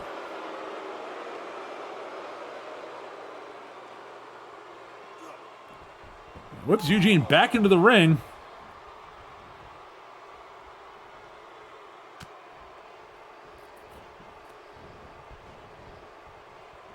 Sets him off the ropes. Picks the leg. Wraps his leg around the rope and just, oh God, that looked painful. Damaging both the ankle and the knee there with that. Back elbow by Eugene, who's limping slightly. Oh, nice reversal by Carlos. Eugene gets the way out of that, though. Bruce tried to hit Eugene there and take him out, but Eugene dodged it. Tags in Ferguson. Trips him into a beautiful elbow drop to the back of the head. Oof, God, that looks nasty. Nice hard drag counter, though, by Carlos. Kick to the knee.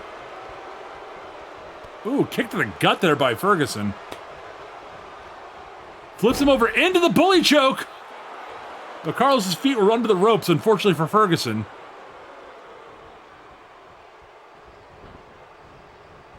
Flips him back into the corner again.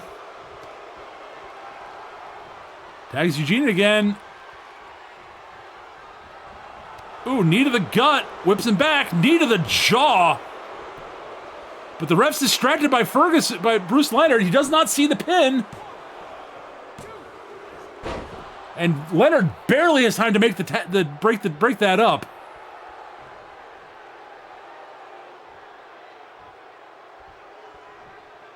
Eugene taunts away. Oh, leaping complete shot there. Brutal. Just beautifully plants him. Uppercut. Picks the leg. Leg drop across the knee again, working on that knee of Eugene's. Spin kick to the gut. Whips him off the rope. Standing drop kick. Another standing single leg drop kick.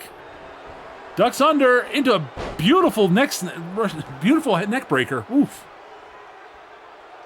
Picks Eugene up. Picks the leg. Got the heel hook locked in, but Eugene gets to the ropes.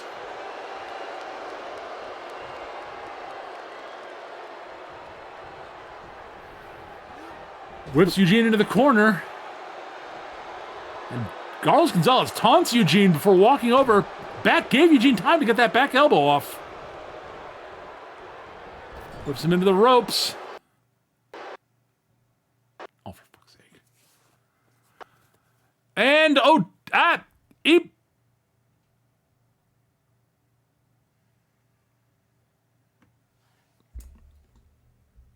One second, I'm fixing things. Don't worry, folks, just a minor temporal storm. We're trying to get things fixed here. Hold on.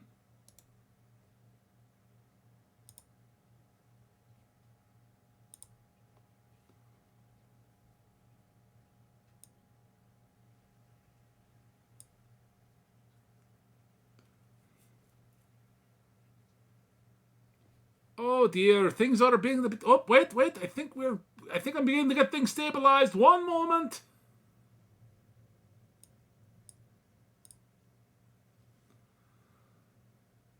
I'm working on it. Hold on, I think I have things stabilizing.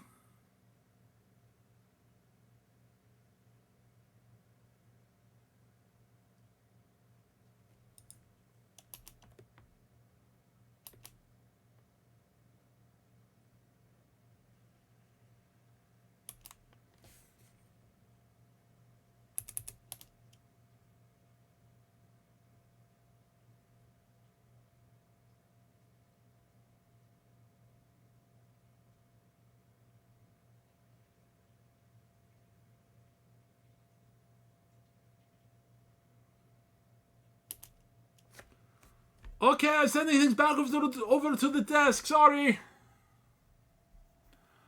Thank you, Lord Omega. Sorry about that, folks. It looked like there was a temporal vortex there. We've got things fixed.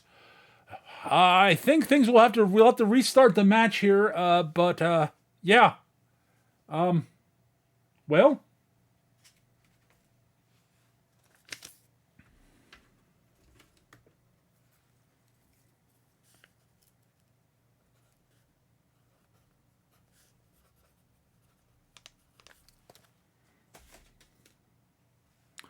All right, folks, we're going to be able to send things down here very shortly. I do apologize for that.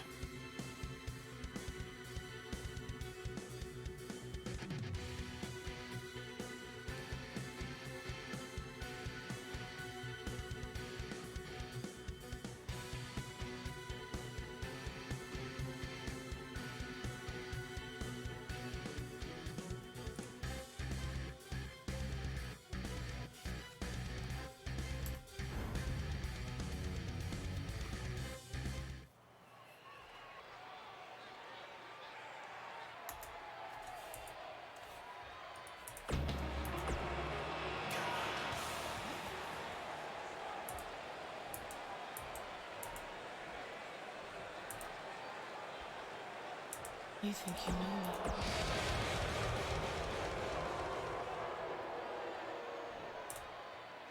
Men's. And here we go, folks.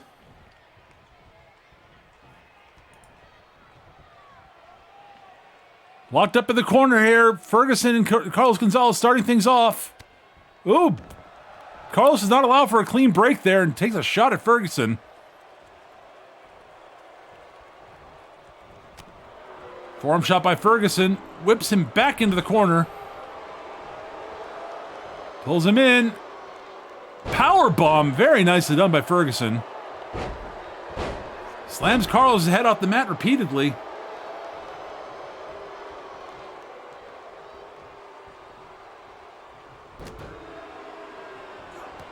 Ooh, running kick to the knee there by Gonzalez. Ferguson steps out of the way. Standing switch. Kick to the knee again. Chop block. Plan A is in full effect, folks. Drags him away from Eugene. And tags in Bruce Leonard.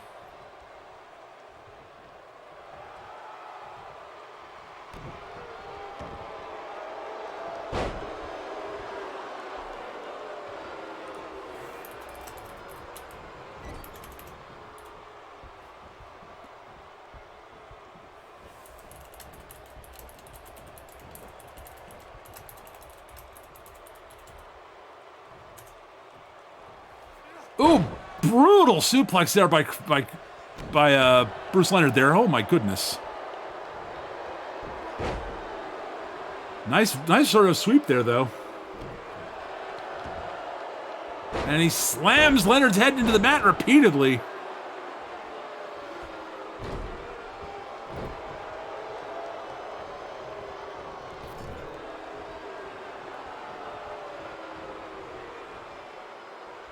Pulls him in. Oh! Oh my goodness! Super kick, pile driver combo there. But Ferguson makes the leaping tag to Eugene. Forearm shot to Carlos Gonzalez. Floors him. Nice standing drop kick. Sorry, single leg drop kick, really. Whipped in the corner. Ooh, running enziguri. Nicely done by Carlos.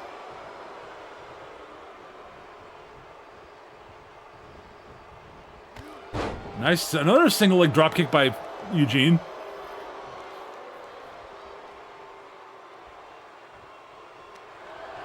Shot by Carlos. Takes him down, leg drop to the knee. Ferguson's managed to get back to his feet, it looks like, and is back in the corner. Stop at the back. Rolls over into an armbar, traps the leg, going for an armbar and a leg stretch simultaneously. But Eugene works his way free. Damage was done, though. And he picks the leg again into another leg drop across the knee.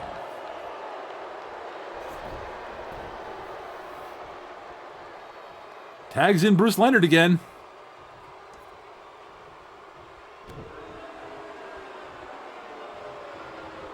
Ooh, running knee to the jaw. Ooh, another brutal knee shot. Followed by a third. Oh my goodness.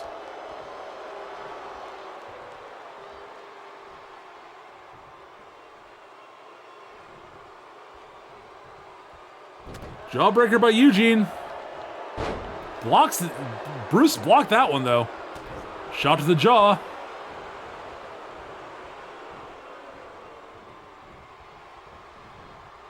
Next snap.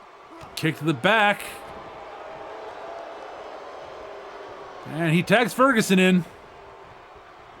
Oh, jab there by Bruce Leonard, but Ferguson catches the kick, spinning back kick to the head. Oof. Shot to the gut, just, stiff punch. Whips him into the corner. And he spears Gonzalez to the floor.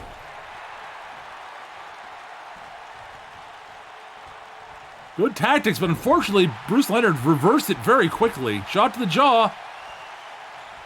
Drops back into a rear naked choke. Arm trapped rear naked choke. Can Ferguson hang on or will he tap? He's in no man's land. Eugene is going to have trouble getting there if he wants to, but Ferguson's telling him to stay there. He's got it. Yeah, didn't want to run the risk of getting DQ'd there and knew he could get out.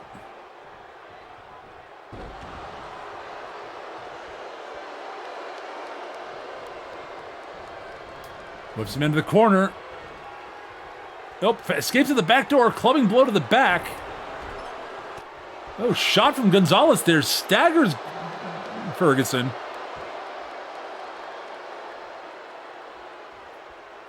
And Ferguson recovers, picks the legs, side mount, raining blows down, but are mostly covered up by Bruce Leonard, but still damage was done there.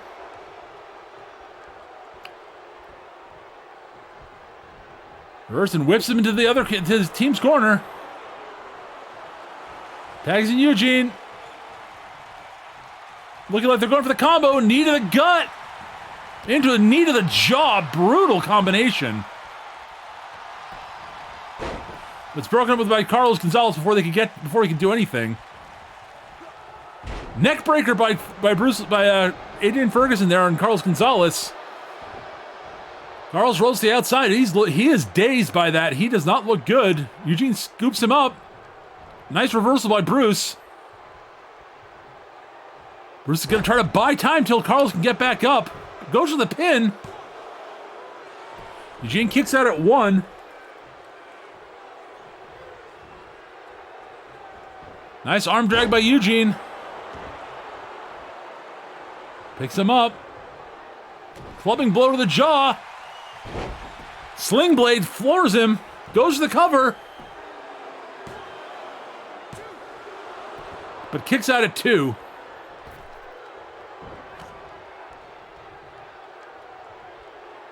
Eugene catches that kick. Knee to the jaw. Whips him into the corner. Tags Ferguson in again. Knee to the gut into knee to the jaw. Again broken up by Carlos Gonzalez.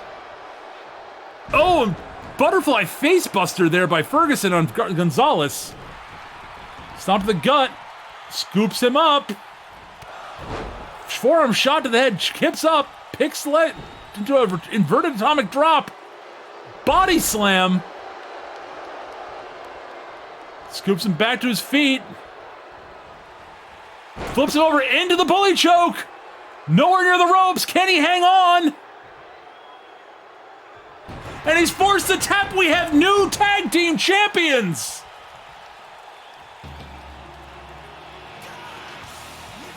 What teamwork by Elimination Incorporated?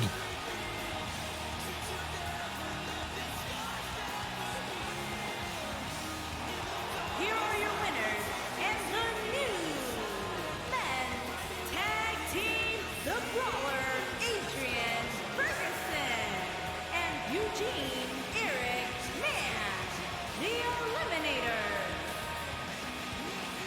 What a performance tonight, folks.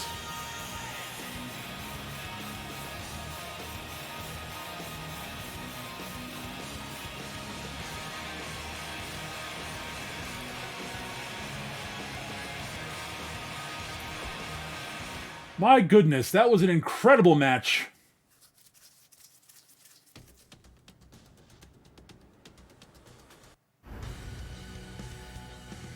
All right, next up, we're going to be seeing...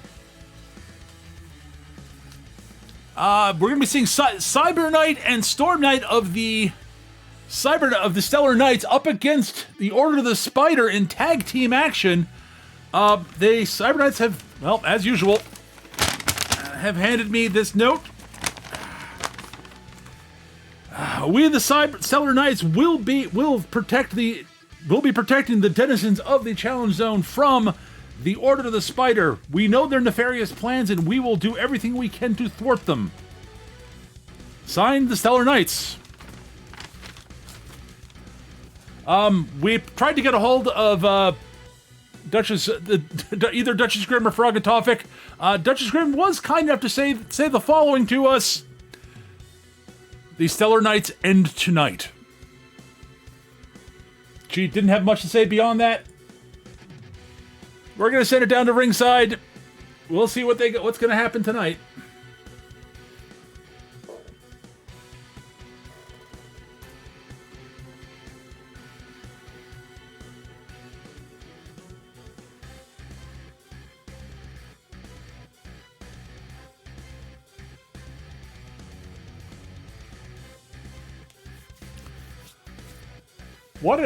Wow.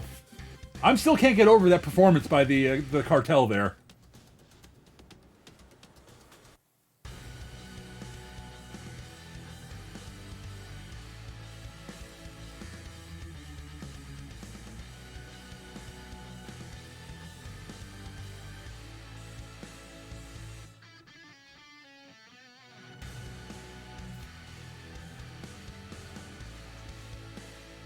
All right, we'll be heading down to ringside here just in a moment.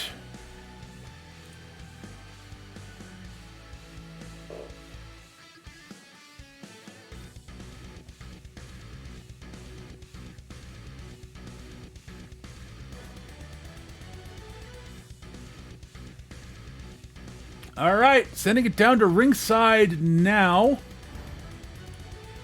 Wrong button. There we go.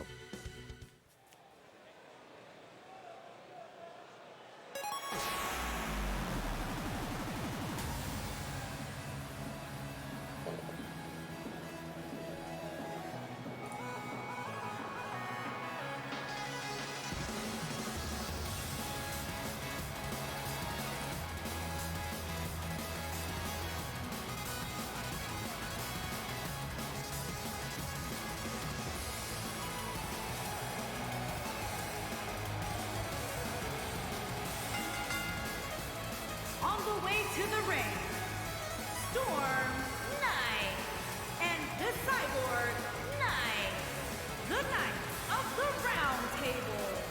Well, Stellar Knights in action again. We have not seen these two tagging in a little while. It's always good to see them in operation together.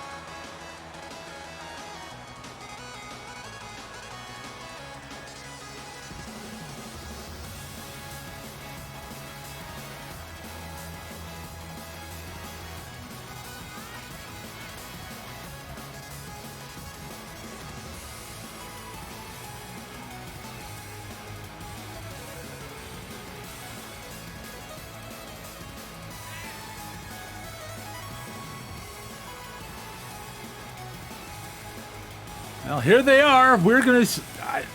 These two are a lot of fun to watch together, honestly. So I'm looking forward to this match, honestly.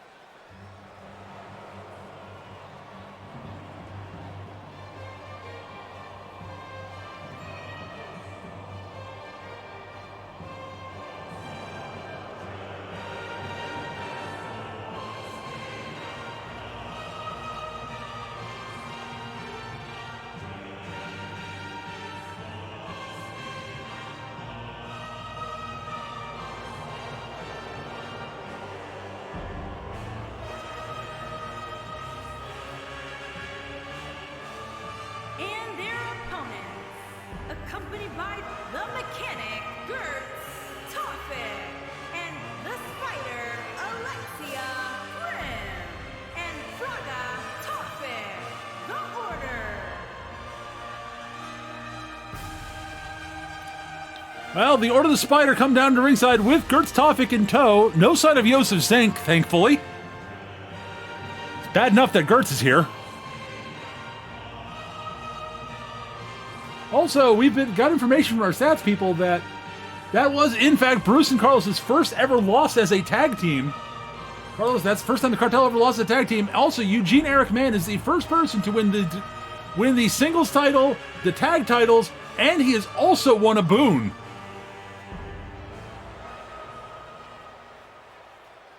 Quite the list of accomplishments for Mr. Mann there, huh?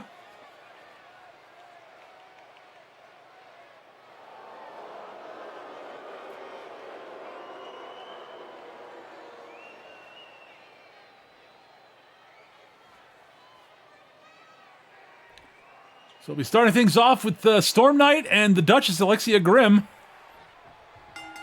And here we go. Kick to the gut by the Duchess. Wrenches the arm. Leaps the top rope and into a vaulting top rope arm drag. Beautifully done.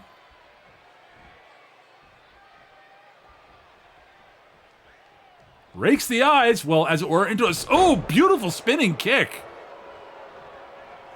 Storm Knight kicks her away. Shot to the back. That one's blocked. Clubbing. Oh, kick to the leg. Another shot to the head. Kick to the gut into a DDT.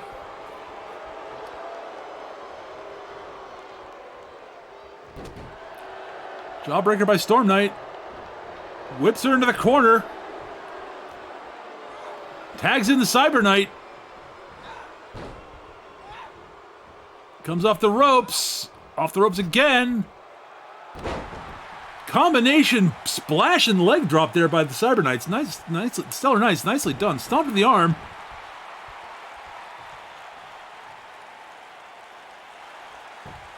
Nice escape by the Duchess, though. Blocks the shot, returns one of her own. Repeated kicks to the head, floors the Cyber Knight. Drags Cyber Knight over the corner where Fraga tags in.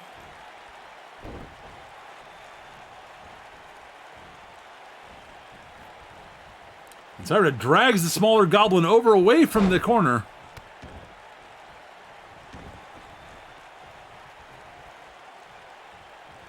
Do not underestimate Fraga Tofik. She is not just a goblin, but she is a red cap, and she is both vicious and incredibly dangerous.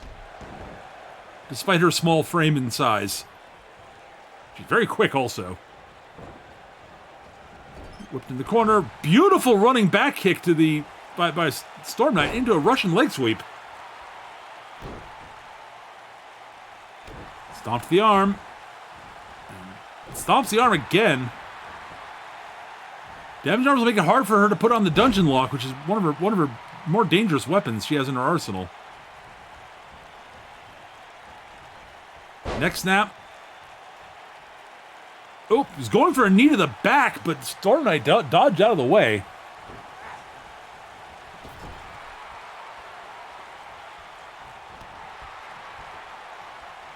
Takes her away. Whips her back to the other corner. Tags in the Duchess. Rams the Storm Knight into the Duchess' boots.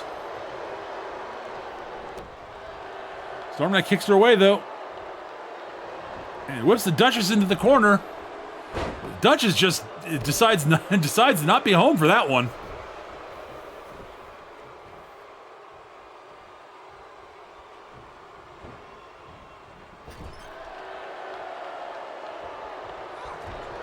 Reversed.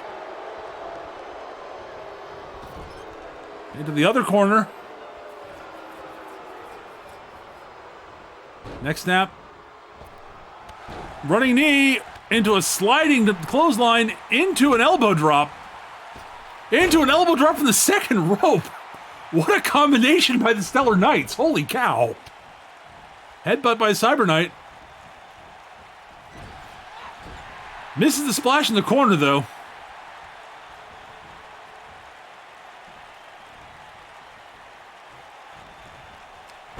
Snapmare, knee to the back. Tags in Fraga.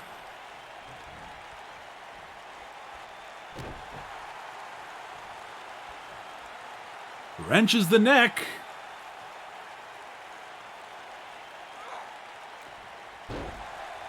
Slams the Cyber Knight down to the mat. Shoulder block. Nice jawbreaker counter by the Goblin.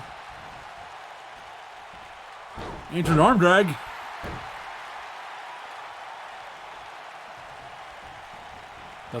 The much more powerful... Cyber Knight misses a splash in the corner again. Fraga is too quick for that if she's not dazed. Running forearm floors Cyber Knight. Picks the legs. Looks like she's going for the dungeon lock. Pulls her back into it. Can Cyber Knight hang on or will she escape? Can she make it or will she tap? Nope. Powers her way out of it. Some damage was definitely done there.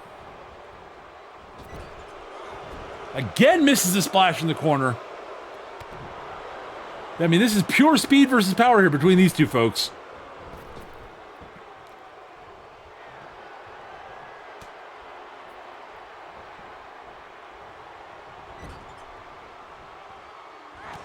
Kick to the jaw. Nice arm drag counter there by Fraga.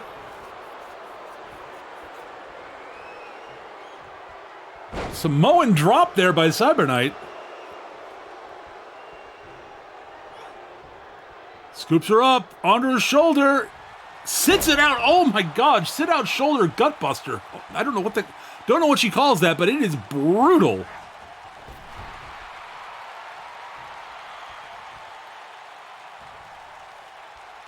Staring at the Goblin, it looks like Cyber Knight and Stellar Knight are talking something over in the corner before they take action. They got time while the Goblin is dazed to strategize, I guess. Oh, brutal slam there. Storm Knight comes in to cut off the Duchess, but is not able to before the Duchess breaks up the pin.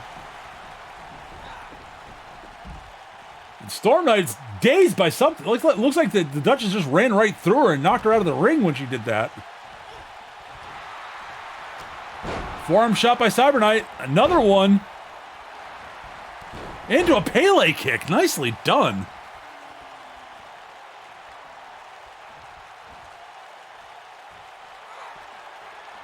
Again with that shoulder gutbuster. Oh my god.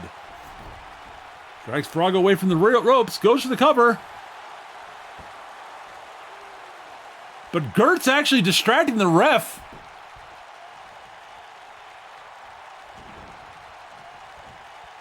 Scoops her up.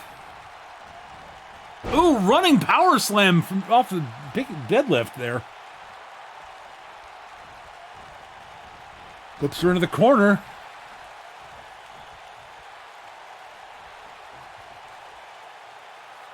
Again, they're planning something.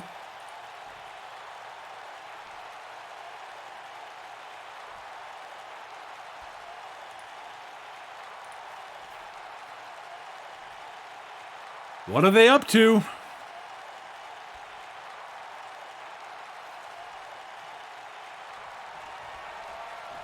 Again, sky-high power slam. Into the cover. And she breaks it up again. That just breaks it up again. This time she floored the ref in addition. Ooh. Diving headbutt by Cyber Knight. Ref's recovering, though.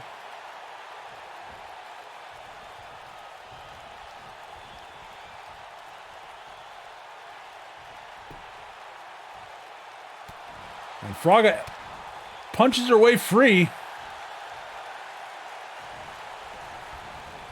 Whips her into the corner. You see Storm Knight dazed on the outside. Slams her into the corner. Oh my god, is the Duchess going coast to coast?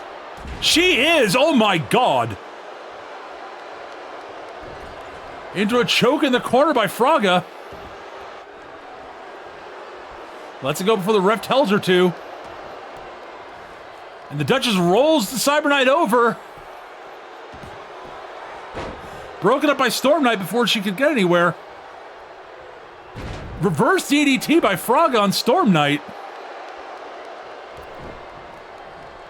Cyber Knight rolls to the outside, gets back into the ring. Shot to the jaw. Going for that sky-high power slam again. Don't know what she calls that. And again, Gertz has the ref distracted, so no pinfall can really be gone for. No, the ref's fixing the turnbuckle is what's going on.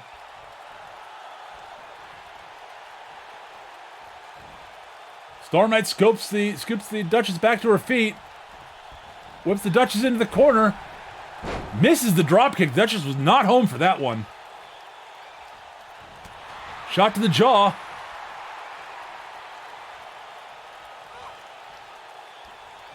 Oh, nice counter by Storm Knight into a DDT. It looks like the Duchess was going for, I don't know, a powerbomb of some sort, but beautifully countered by Storm Knight.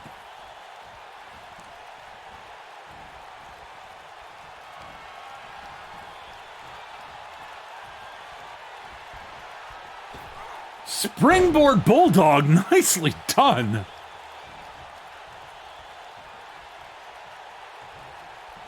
The Stellar Knights have been on fire this match. Duchess kicks her away, whips her back the other direction. Running dropkick in the corner, floors the Storm Knight. Shot to the jaw. Sling blade. Tags in Fraga.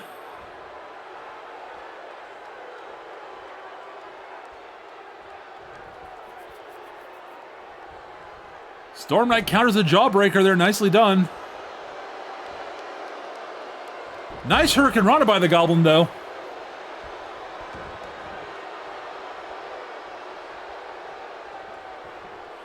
Makes a diving tag to Cyber Knight. Nice counter hip toss by the Goblin, though. Goblin's catching her. She had to work with her way a lot there. Stomped at the small of the back.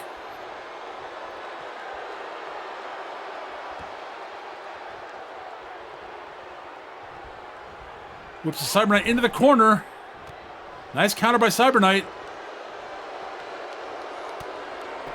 Ooh, was going for what looked like a lariat or something, but was gut shot from the Goblin, stopped it cold. Splash in the corner, floors the Goblin. And Cyber Knight's heading to the top rope. All the Stellar Knights know how to fly. Oh, but the Goblin had her knees up on that splash.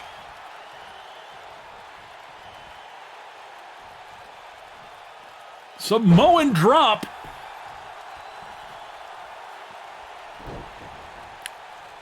Frog is back to her feet.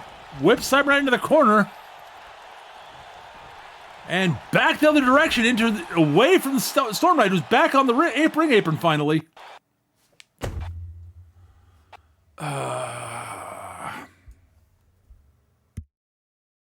One moment. Restabilizing.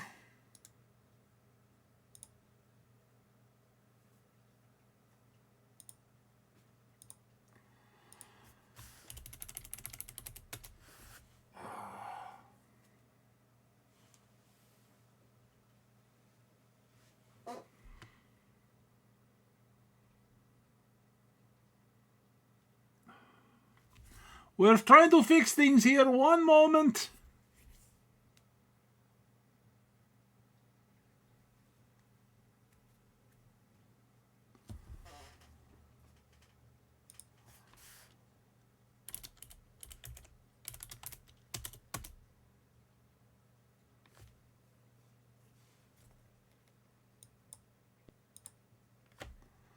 All right, I think things are coming back up here. I'll send things over to Minion, over the desk again. Sorry.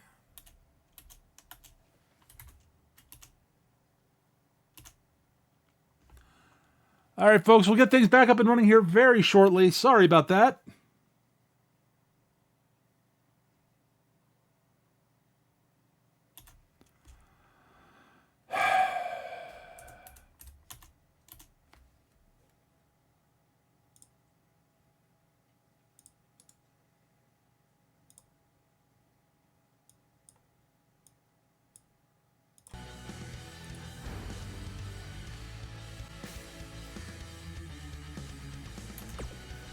All right, we'll be getting things down to ringside here in just a moment.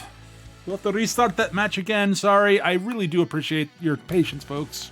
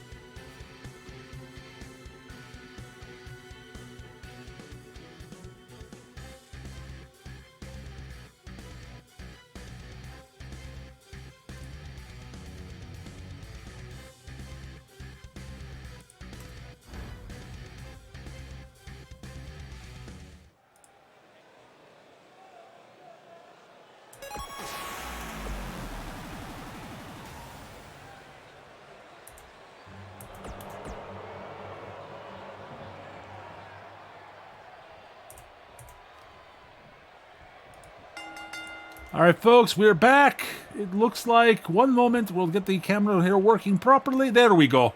All right.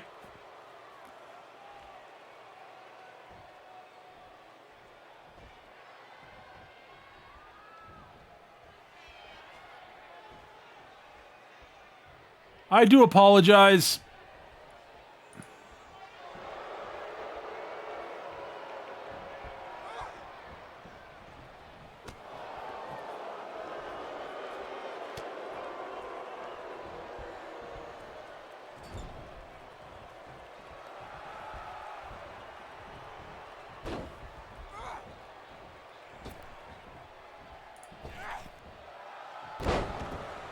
All right.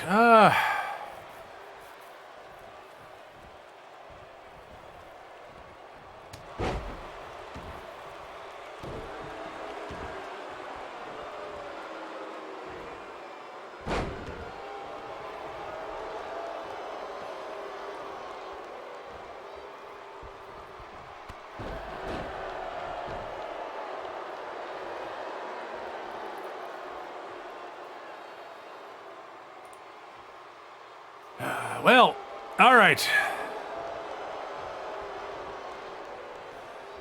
Let's see how this goes. That just gets the Cyberknight back to her feet. Shot to the jaw. Up, a kick to the gut by Cyberknight there.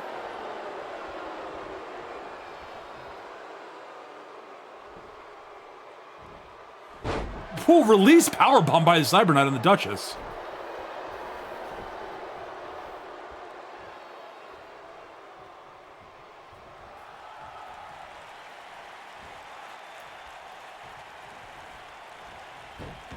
Nice arm drag counter by the Duchess there.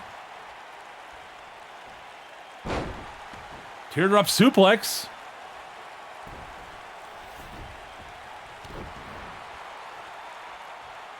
Comes in and tags in Fraga.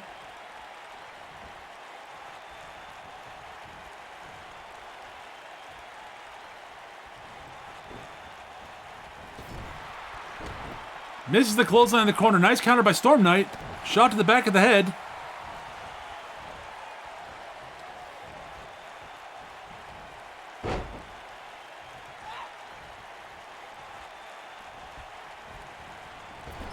Reverse back to the corner, though. Nice reversal by Storm Knight. Sends Fraga over to the other corner. Nice reversal by Fraga that time. Spears the Cyberknight to the floor. And sends Storm Knight back over to her corner. Tags in the Duchess. Double axe handle to the arm. Standing drop kick.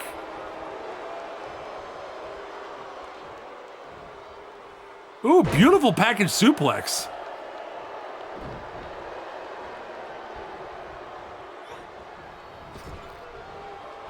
And the Duchess gets out of the way of that running drop kick.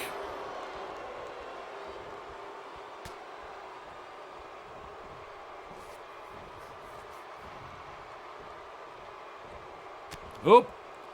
Storm Knight's elbowing her way free.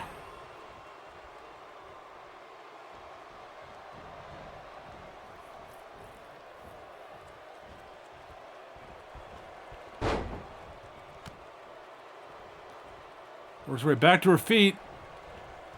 Whips her into the corner. Nice reversal by Storm Knight. And sends her crashing over to the Stellar Knight's corner. And again reversed. Spears the Cyber Knight again, but the Cyber Knight actually countered with a kick to the jaw and tags herself in. Nicely done. And that just tags in Fraga. Meanwhile, whipping Storm Knight into the corner. Cyber Knight intercepts and Atomic drops her. Back elbow by Fraga.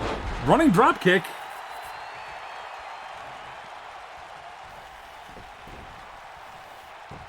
Goes to the cover.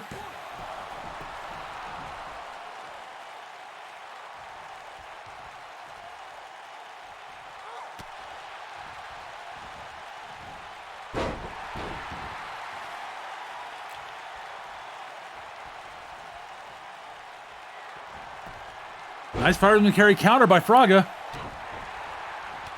Oh, nice knee counter, lifting knee counter there by Cyber Knight. Up onto the shoulders.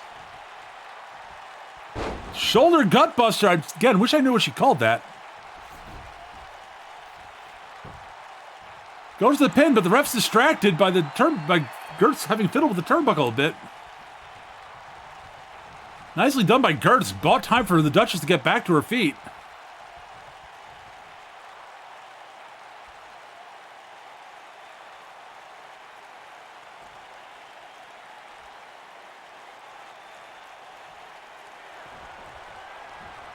Oh, it's going for. It looked like she was going for a belly-to-belly suplex or something, but the Goblin countered it.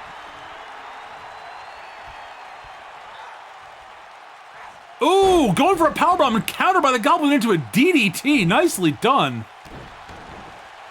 And cuts her off before she can tag in the Storm Knight. Whips her over to the Spider's corner. Tags in the Duchess. Looks like she might be going coast to coast.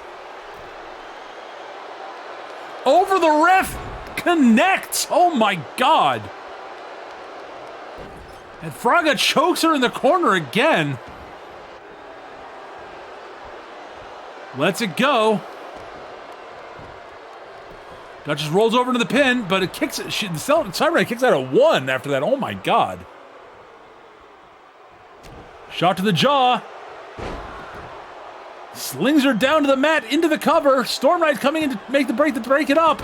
Storm Knight does break it up. But Fraga slams her down to the mat and stuns her. Duchess scoops her up. Nice counter by Cyber Knight. Shoulder blocks her to the mat.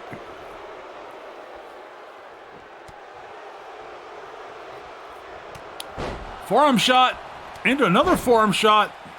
Ducks under a Pele kick. Nicely done. And she's headed to the top rope.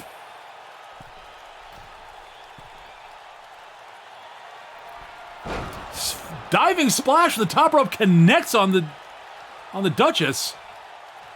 And Gertz is taunting the Cyber Knight. Dangerous to turn your back to the Duchess. Though that's a nice chop by the Cyber Knight. Whips her over to the corner. Stares the Duchess down. Looks like she's buying time for a tag partner to get back up, who's dazed on the outside.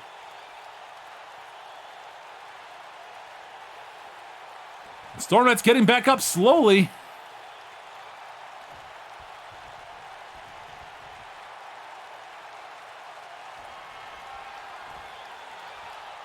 And power slam, brutally done. Goes for the cover. And Fraga breaks it up, hitting the ref. Snap suplex.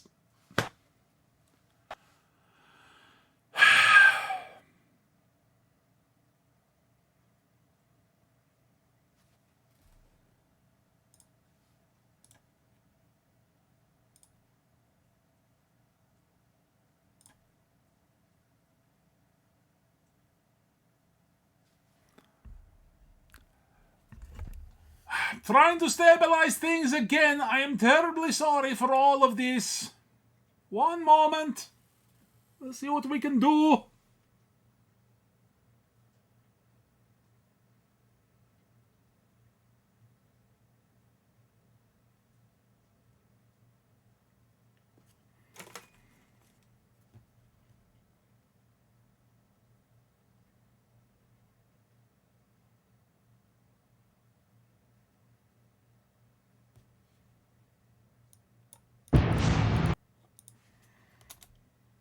Alright, I think things are back here.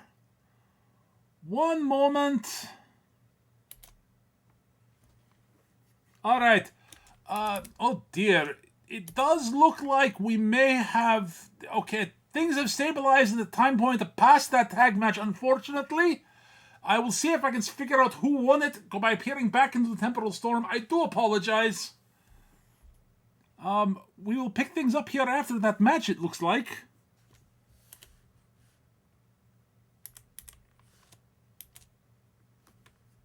Alright, it looks like, I do apologize. Oh, hang on, I will send over to the minion at the desk. He will explain who is won. It sounds like he's about to explain that. One moment. Oh my god, what a match that was! It ended with absolutely just, oh my god, what a devious distraction by Gertz Toffik that led to a backstabber from the Duchess for the pin on the Storm Knight. That was an incredible match, folks. Alright, well, we are going to be sending things on to our next match, which is a match between Alex Van Sice and Ahmed Hancock. We'll be hearing from Mr. Hancock before the match here.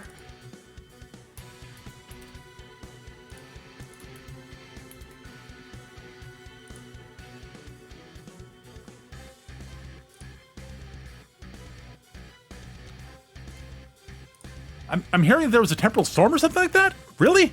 I didn't notice one. That's a really pretty good match that was going on. Oh well. Now, if anyone missed that, I do apologize if you missed it as a temporal storm. I hope Lord Omega fixed things so you could at least catch the end of that match or something.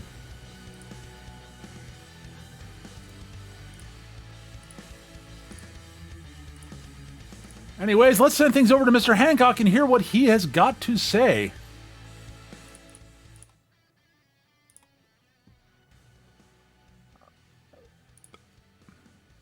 Alex, you keep saying you don't have a choice in following through on Lord Omega's dictates. There is always a choice, my friend. Sigh. I don't know, man. I used to think we were friends, but were we really? Did I really know you? Or is this who you always were, and we all just didn't want to see it? So, today we face each other again. Maybe I'll see something in that ring that will clear all of this up. Maybe I'll see the man I thought I knew, maybe. Well, folks,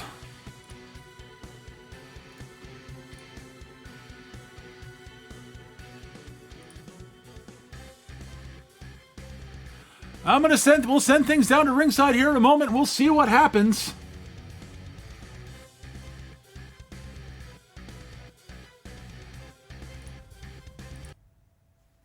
All right, we're going down to ringside for this match.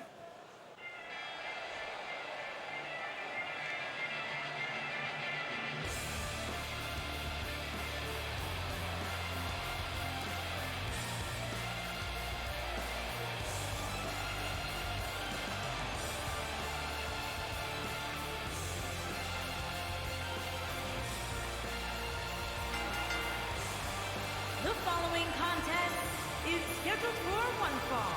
Making his way to the ring from Kingston, Jamaica, weighing in. Well, Ahmed Hancock coming down to ringside with, again, alone, like much the way he Hancock. his tag team partner Henning Taryn did. Maybe we'll see if he will be as successful today as Henning was.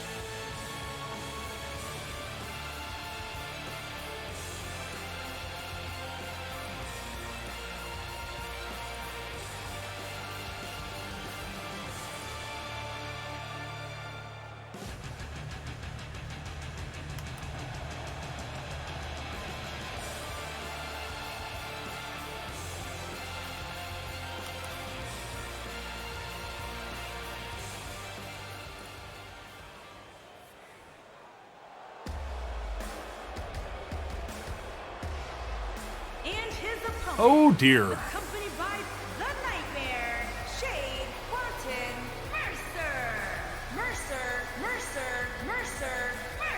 Well, Alex is coming down to ringside with Barton in tow. Weighing in at 200. And the crowd does not seem as behind Alex and Mr. Van Cise as they often are. Van Cise. Decidedly mixed response today.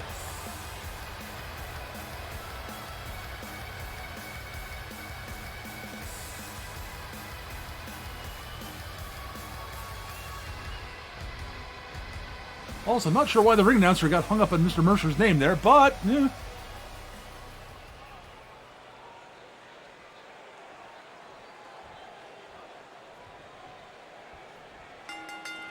here we go. They lock up. Van Cise shoves him back in the corner.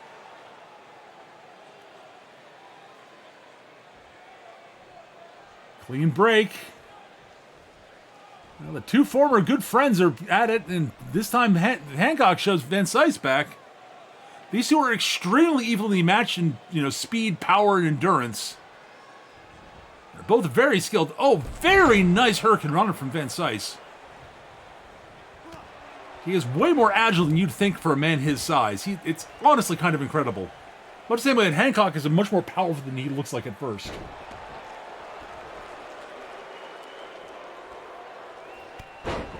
Van Cise looks very determined, very focused, and honestly does not look doesn't seem to have that usual sort of almost cheerful expression on his face that he often does when he's performing out here in front of the fans. A bit of a glower on his face. Ooh, knee lift by Van Cise into a forearm shot, flooring Hancock.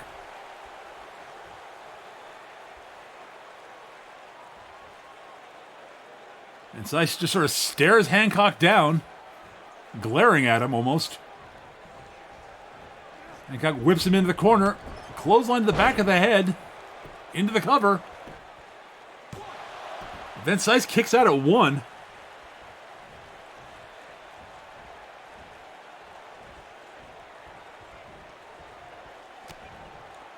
Elbow to the gut. Shot to the jaw. Clubbing blow to the head.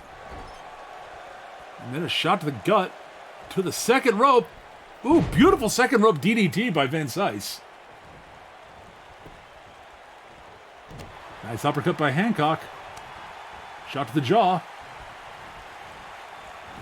He's in the corner. Clothesline to the back of the head. Van Cise falls to the mat. Kick to the back. Oh my God. What a belly to back release suplex. Sort of inverted one. Hancock just sort of stomps away in Van Cise's arms. Nice dragon screw by Van Cise. Into the cover. Hancock kicks out at 1. Stiff kick to the back by Van Cise there. Into a side headlock, wrenching away. Hancock rolls through into a standing side headlock, releases it. Nice shot by Van Cise. Fireman's carry counter though by Hancock. Hangs him over the top rope and slingshots him back. Oh, that's gotta hurt.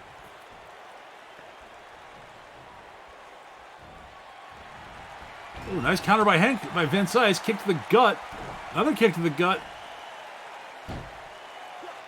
Ooh, beautifully done by Van Cise.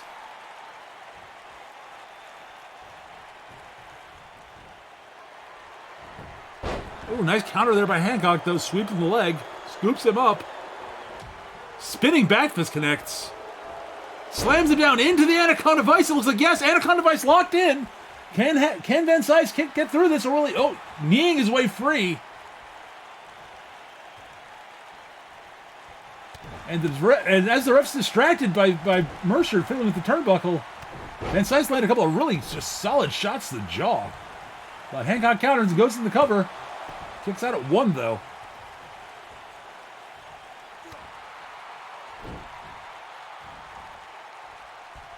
Ooh, oh, beautifully done there by Hancock.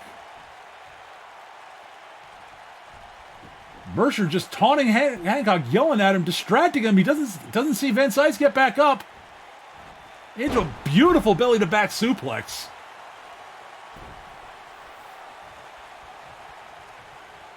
Stomp in the back. Leaping fist drop busts him open. And another clubbing blow to the side of the head. Knee to the back. Lining up for the adjustment of attitudes. Up on the shoulders, over and down. Goes to the cover. And that's it. Van Cise puts him away. Does it just me, or did he seem a bit more sort of vicious and determined and aggressive in this match than he usually does? Also, he seemed to be very willing to take advantage of that distraction Mercer gave him. And the crowd does not seem particularly pleased with him.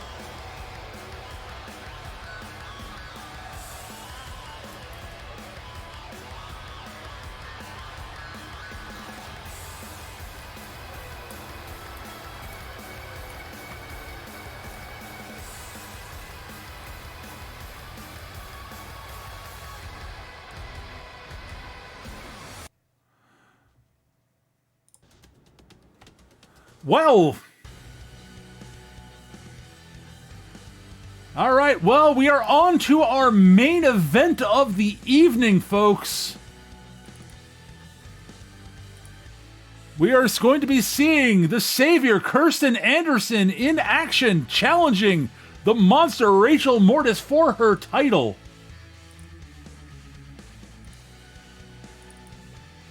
We've seen both women use their boons to their advantage. Kirsten using it to force Rachel to fight through a gauntlet of matches to observe her for weaknesses and to wear her down prior to this match. And then Rachel using her boon to put it into a match of her preference in the Iron Woman match, where she plans to drag the Savior into the deep waters and make her just wear her out. Well, we're going to hear first from the Savior, and then we'll hear from the champ. Let's send things over to the Savior first. Here we are with Kirsten Anderson. Today is the culmination of nearly a years-long hunt. Today our prey is finally in sight. All our traps are set, all our planning and preparations are complete. All that is left is just the execution, and the cleanup afterwards. We do find it interesting that you have chosen to face us in a match that favors durability and endurance. Things that are, normally, your strengths. We suspected this might happen, which is part of why we chose to use our boon the way we did. When one hunts a beast of immense size, durability, and endurance, one does not challenge it head-on. One wears it down, baits it, wounds it slowly over many encounters, makes it bleed and saps its strength over time. One only strikes after it has been weakened successfully. Have we done this successfully? We believe so, but clearly the monster feels otherwise. We now will see who is correct, and who is defeated. The hunt is on. Well, that's a very clear explanation of the Savior's strategy, which I do think Rachel did basically seem to imply earlier that she understood that's what the Savior was up to.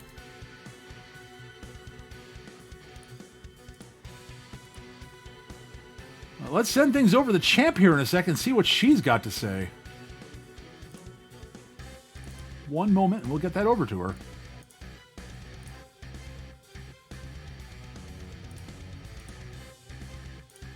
All right, let's hear what the champ's got to say.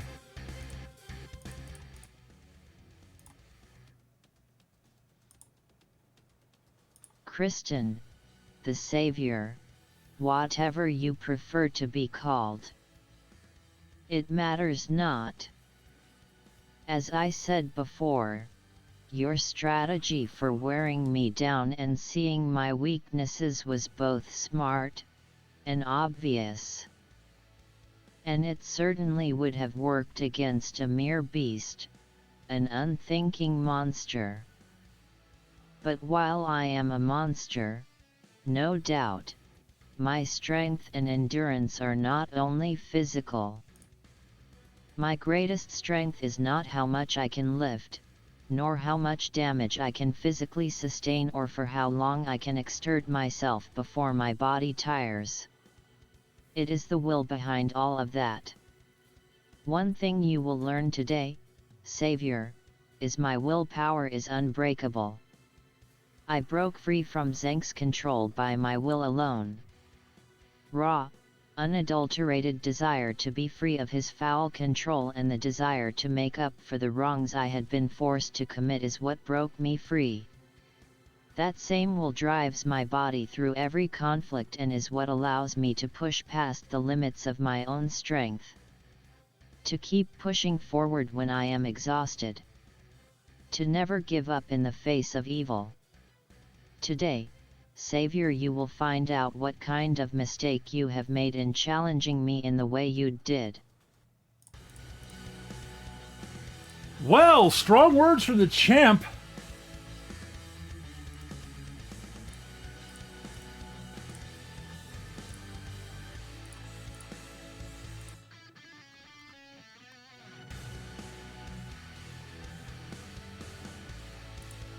And we're going to send things down to ringside here in just a moment to see what is what between these two powerful women. And we're going down there, well, right now, folks.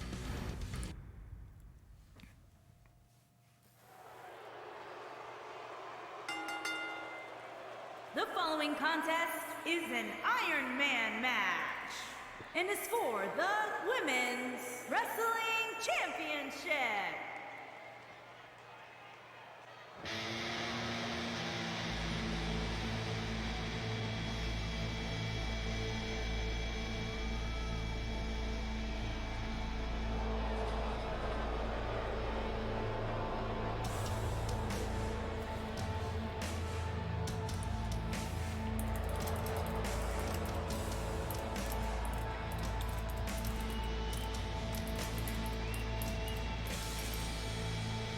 Well, the Savior is coming down to ringside. Kirsten Anderson, the dual being, both Kirsten Anderson and the Savior, a demonic being that has possessed her. They seem to get along reasonably well, though.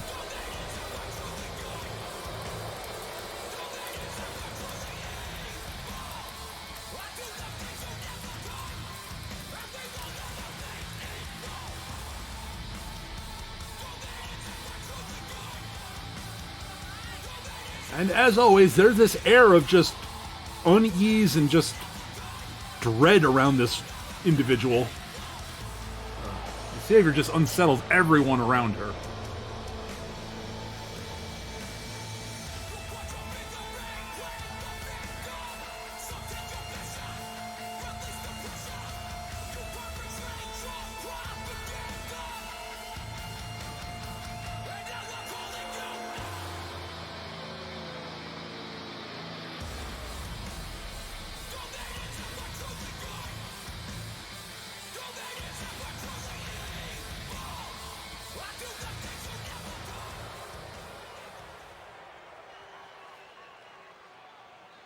This is going to be an Iron Woman match, so it'll be 15 minutes on the clock. Whoever scores the most pinfalls or submissions in that time will be crowned the champion.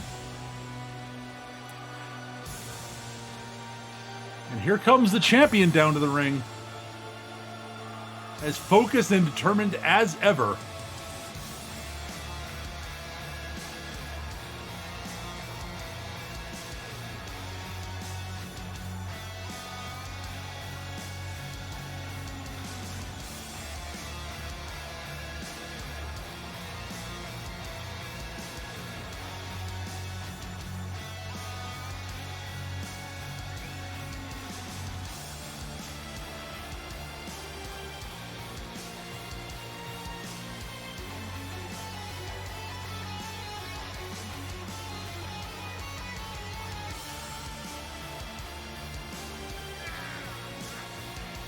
Champ looks at her belt, stares down the challenger as she walks to the ring with purpose and determination in her stride.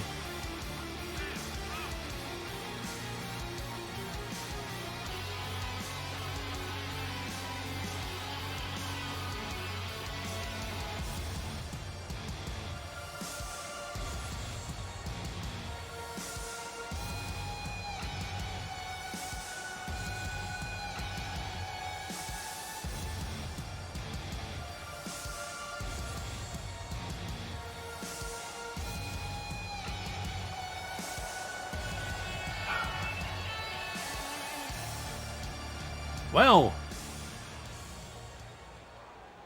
let's head over to the ring announcer and see what's what.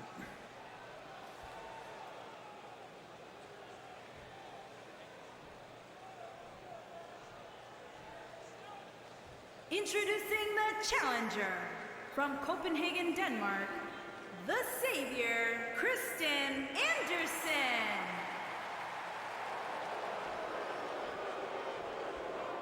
Introducing the champion from London, England. She is the Women's Wrestling Champion, the Monster, Rachel Mortis.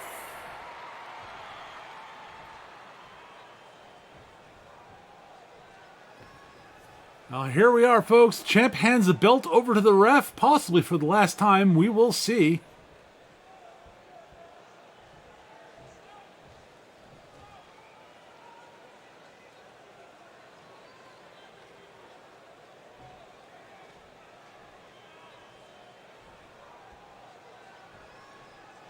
And here we go, folks.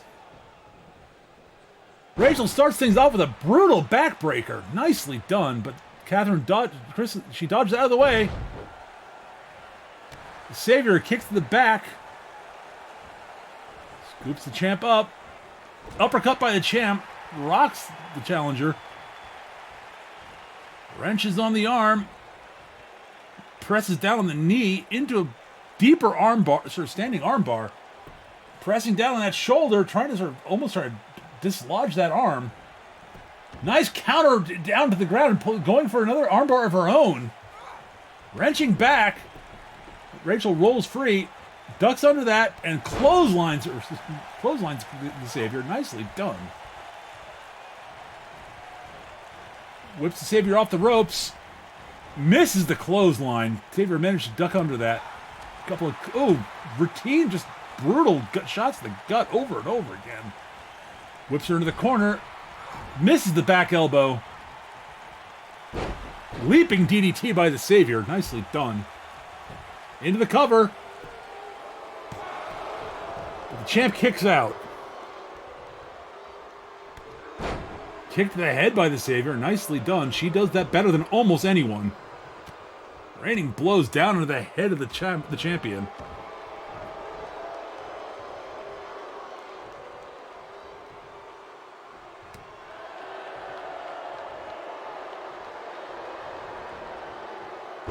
Belly to belly soup. Nicely done. Nice with belly to belly there by the champ.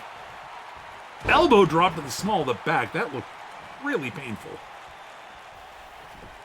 Drags Kirsten Anderson away from the ropes. Rolls her over. Goes for the cover. Hooks the leg. Kicks out at one.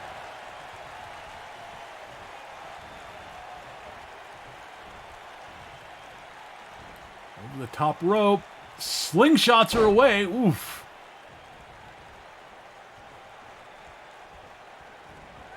Elbow drop to the knee. Taking away the Savior's plant leg for her kicks. That's not a bad strategy. Ooh, running boot to the head. Another kick to the head. Stares down her, shot to the back. Ooh, spinning knee floors the champ. Nice arm drag by Rachel Mortis, though. Double axe handle. Ooh, another knee to the gut that time. Scoops her up. Kick to the gut by the champ. Locks in a headlock. Ooh, brutal punch to the face by the champ. Ooh, my goodness.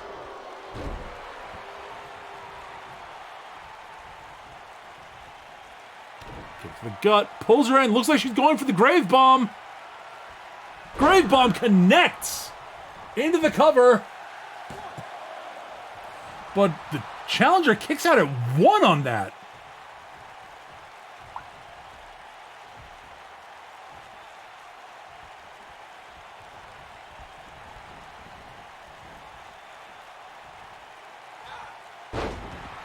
Tosses her over the top rope, scoops her up.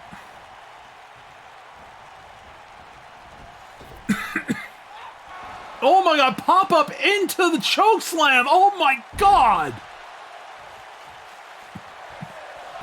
6 feet under. Drags her away from the ropes. And the first fall goes to the champ. Back elbow by the challenger. Cutter out of nowhere into the cover. Champ kicks out at 1. Scoops her up to the feet. Nice jawbreaker counter by the challenger, though. Kick to the gut. DDT. Nicely done. So she's lining up for the bicycle knee out of the corner. Connects clean. Into the cover. Rachel kicks out at 1, though.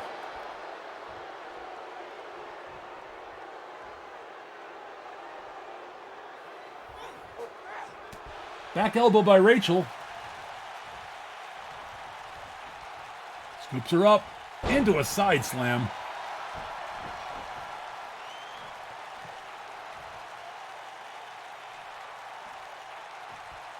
Stomped the arm that time. Into a camel clutch, but champ breaks the challenger's feet or under the ropes, unfortunately. Double axe handle. Shot to the jaw. Ducks under. Leaping lariat off the ropes. Nicely done. The challenger falls into the corner. Shot after brutal punch after punch in the corner. Oh my goodness. But she gets back up quickly. Running DDT to the champ.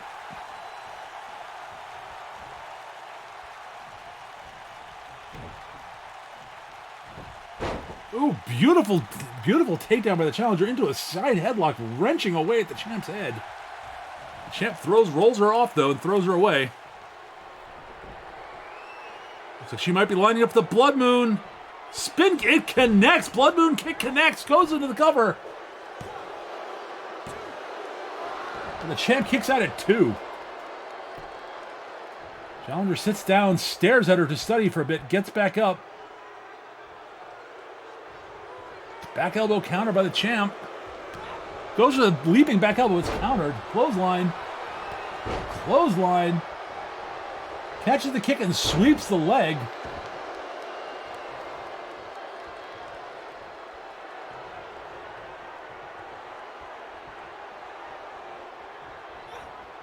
Another bicycle knee out of the corner. Scoops the champ back to their feet, though. Arm drag counter by Rachel, though. Going for the choke slam. But it's countered there. Beautiful back elbow counter. Spikes her to the mat. Oh my god. Looks like she's lining for another bicycle knee. Connects clean with that one to the jaw. Falls in the counter cover immediately. And we are tied up at 1-1, folks. About halfway through the match. Ooh, brutal, brutal move there.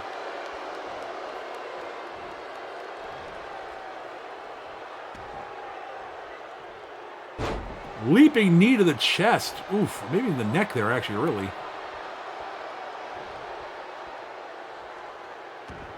Pulls her in, locks her legs, going for a sort of an inverted triangle here. The champ rolls over and starts punching her way free.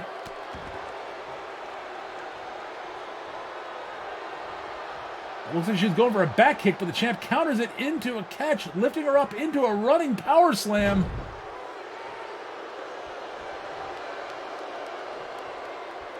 Pulls her away from the ropes.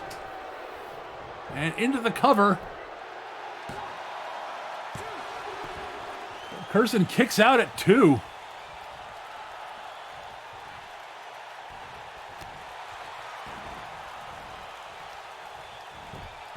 Challenger sweeps the leg.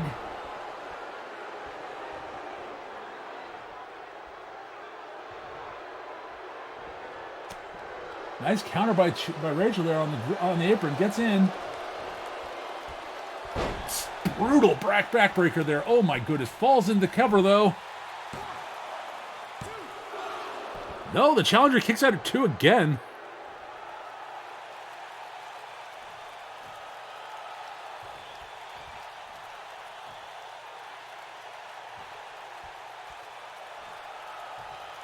Champ's taking a catch a second wind, it looks like.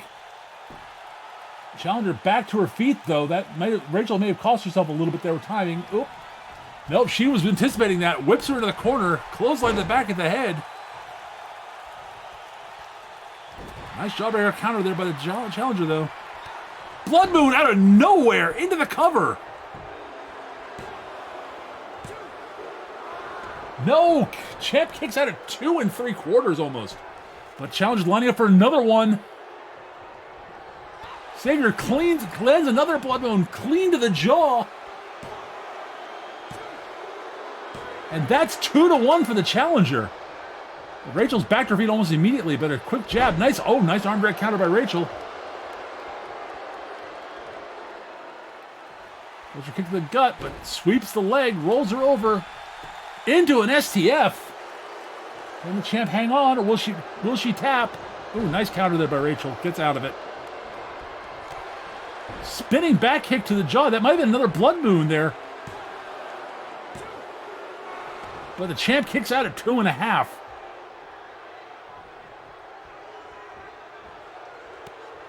Crosses the legs, pulls her up, and slams her face down to the mat. Oh my God. Pulls her up to the seated position. And goes into that inverted triangle again, using those powerful legs to cut the blood flow off of the brain.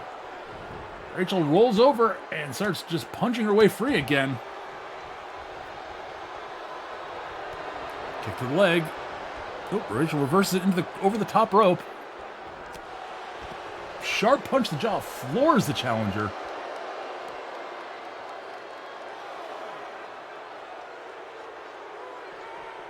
Whips her over back into the ring.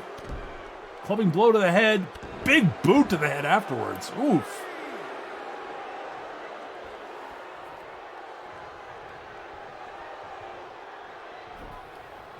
Drags her away from the ropes. Stomp to the back. Locks in the iron claw, crushing away at the skull. Can the challenger hang on, or will she tap to the iron claw? Or maybe even pass out?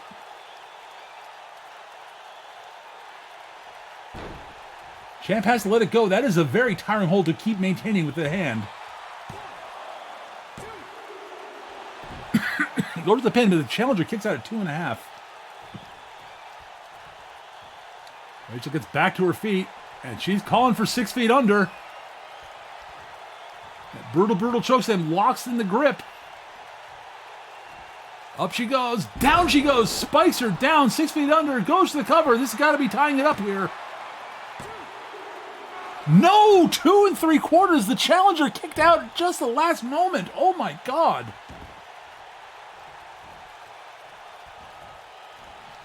Shoulder check by the challenger into the cover. Feet on the ropes. It's a dirty pin ref. Rachel kicks out before the count of 2. Uppercut stuns the challenger. Whips her into the corner. Running back elbow. Snapmare. To the second rope. Leaping back elbow to the back of the neck. Oh my God. Ooh, kicks her away. Running knee to the gut collapses the champion to the mat.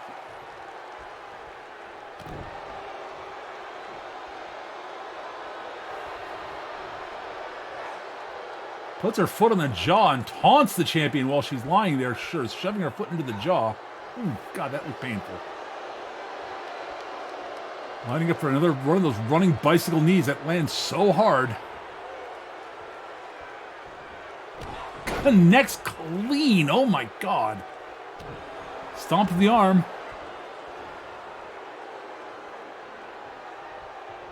Snaps it. Oh, God, that looks painful. Lining up for another Blood Moon kick, it looks like. Connects. She pulls the champ back up. The champ, she could see the champ was not out enough to go for the pin. Rachel wrenches away at Kirsten Anderson's neck.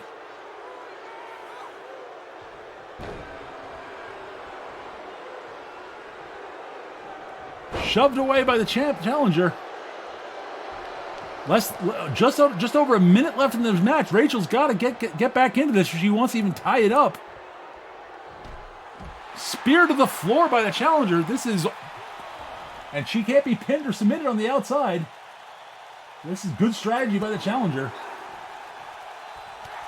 Brutal knee to the jaw there. Collapses the champ.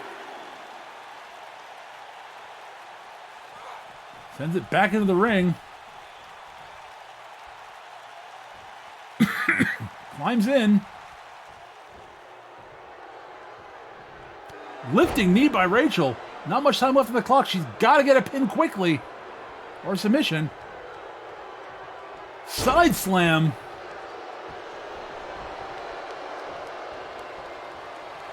Iron Claw. Can the challenger hang on through the Iron Claw, or will she tap out? She only has 20 seconds left. Can she hang on?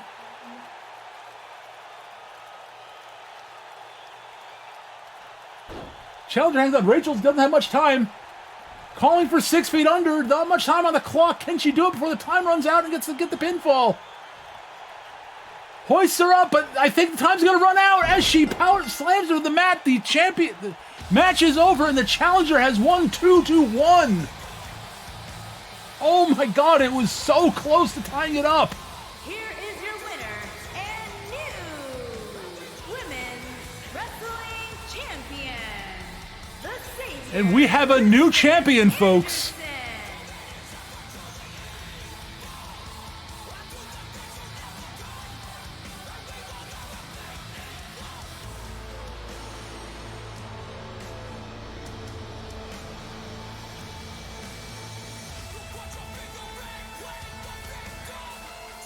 Oh my God, folks.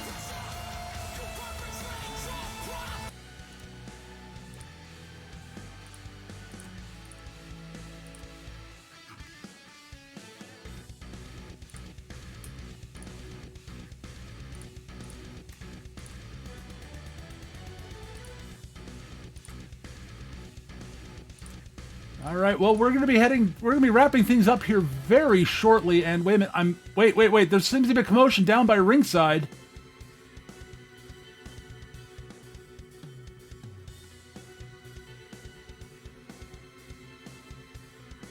Wait, we're going to have to go back to ringside here in just a moment. Wait a moment. It's Zinda Valentine and Hana Shibata, the Disciples of Death. They're attacking Rachel in the ring after the new champ has left ringside. I don't know where the Savior is.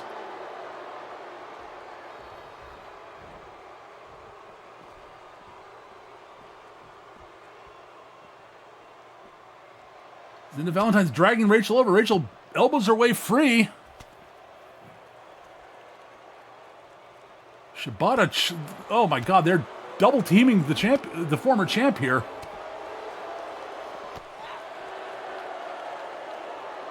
Ooh, God, neck breaker on the outside there by Dr. Zinda Valentine.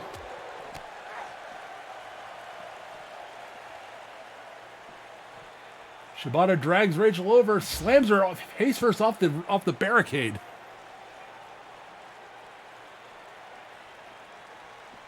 Ooh, uppercut to the jaw. Rachel catches that and clotheslines her to the floor, though.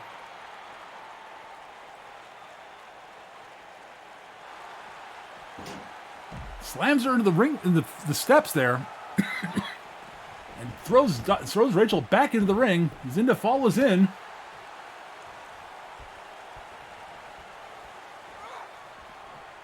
Hoists her up onto her shoulders. Ooh, God, knee to the jaw. Is that rest in pieces? I'm not sure. It looked like it might have been. Slams her foot. Oh my goodness. I'm beginning to hear there might be some sort of altercation backstage as well. We may have to send things over there momentarily. I don't know. We'll see if we can. Not sure what's going on. We'll see. Dr. Valentine headed to the top rope. Sweeps the leg. Oh, clobbers Rachel from behind off the top rope. Backstage. It's Jacqueline Aldo and Akane Matsuda in full Oni form fighting each other. Akane throws her into the locker room. Jawbreaker by Jacqueline. Slams Akane into the door, though. Knee to the gut. Ooh, beautifully done by Akane.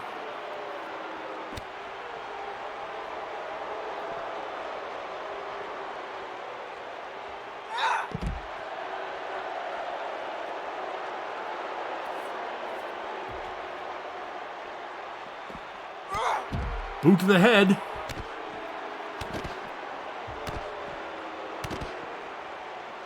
Stomping away on Jacqueline there.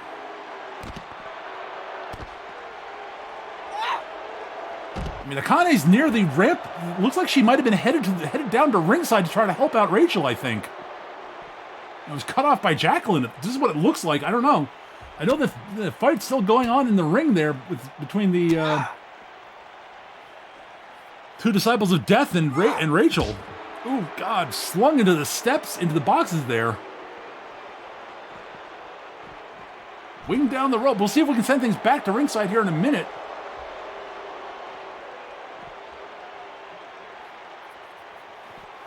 Pop-up uppercut floors her. Stomp the ribs. Snaps the arm. Oof, that looked painful, folks.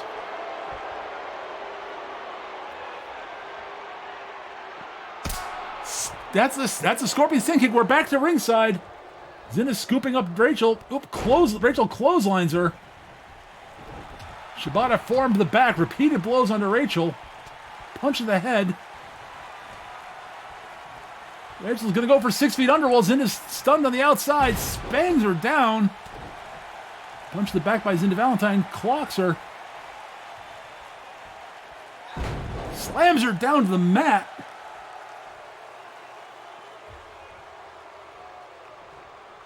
Hearing that the fight's still going on backstage, we'll go back there and check on it in a minute. Oop, leaps over and dismissively kicks her in the head there. Both the disciples are stomping away on Rachel.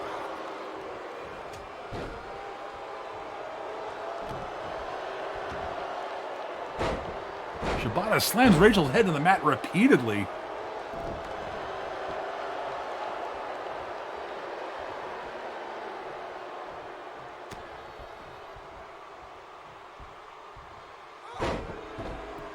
Nice rib breaker there by Shibata on her. I mean, this beatdown is just brutal.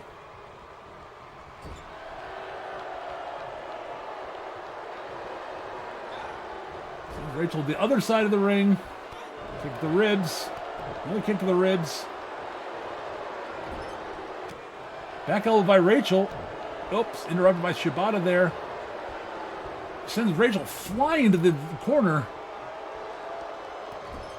Repeated kicks by Dr. Valentine into the ribs of Rachel. Oh my God. Cannonball knocks Rachel out of the ring to the floor. Oh my God. We're going backstage again. The fight still continues backstage. Jacqueline slams Akane into one of the dumpsters there. Back elbow by Akane. Back elbow by Jacqueline.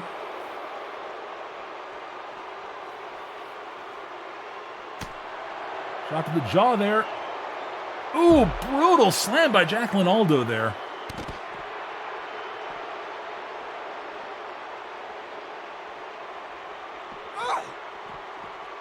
I'm noticing something about Jack. She's wearing slightly different gloves than she normally does, which is exposing, I think, is that a tattoo on her arm? I don't think I've ever seen that before.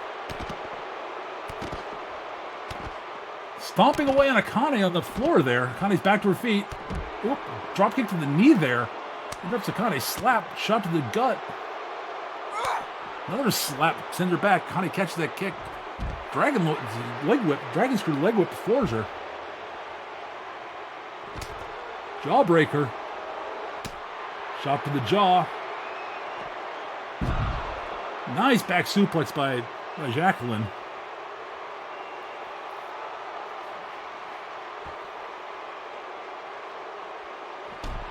Kick to the gut on Akane. We'll have to get things back to the ringside here as soon as we can. Ooh, brutal move by Jacqueline there. Beautiful Hurricane Rana there.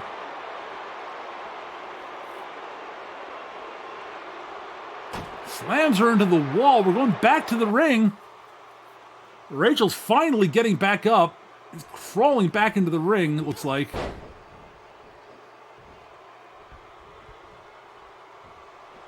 She's back in. She's taking the fight to them still. She is hanging on as well as she can. I don't know where security or the shades are in all of this. Drop kick there by her in the corner there. Clubbing blow to the back. Hoist Rachel up on her shoulders.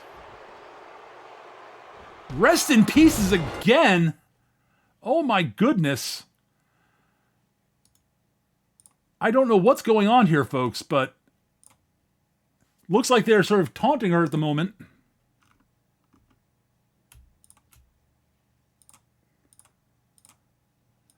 All right. Looks like it looks like maybe.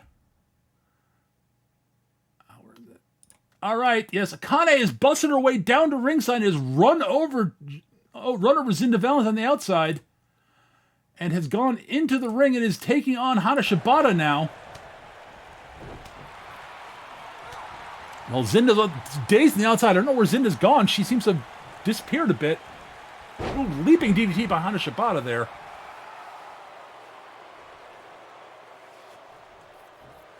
But it looks like Akane's come to save Rachel here. Back elbow by Akane.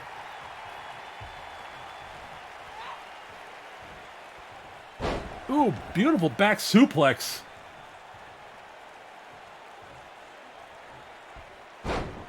Into the brutal Indian deathlock she's very good at.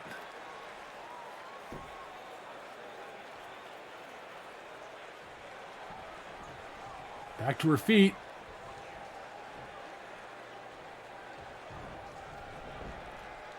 Kick to the gut by... Ooh, my God. Look at that brutal... How she does that, I don't know. And slams her down to the mat.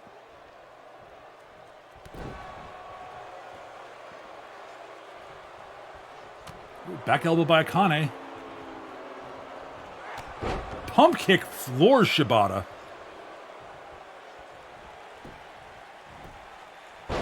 Fireman's carry counter there, though.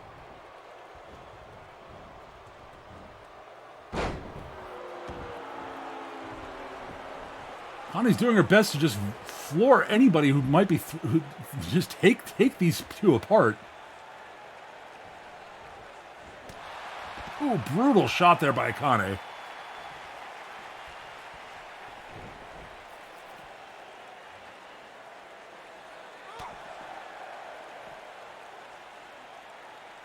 Ooh, Hurricane Run on the outside, flooring Shibata.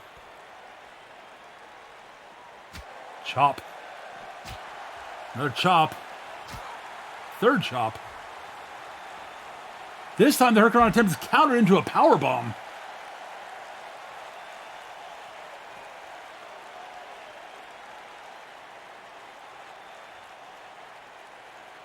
Picks her up. Face first off the ring apron.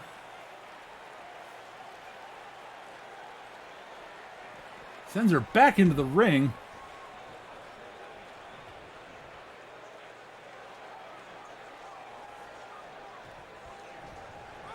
Back elbow by Akane.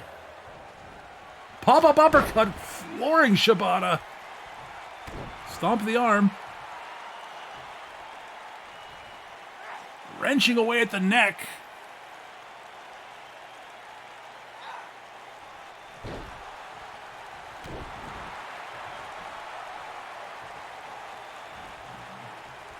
Picking her back up.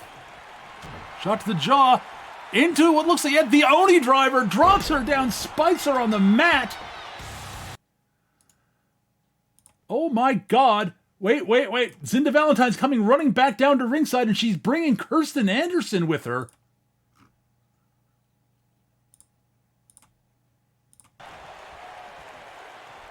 And they're going after Akane. Kirsten dives to the ropes and DDT. Oh my God.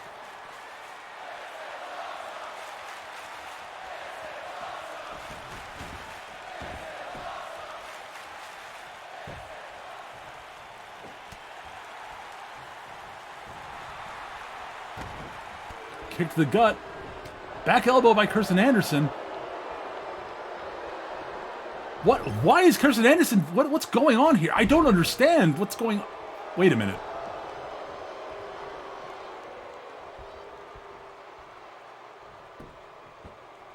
Zinda Valentine choking away at her.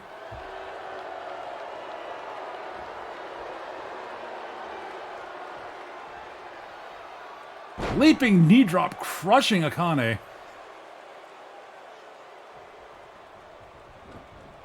Sends her over the top rope.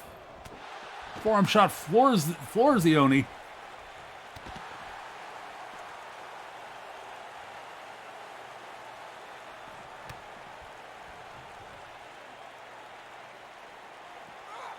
Face plant. Oh my God.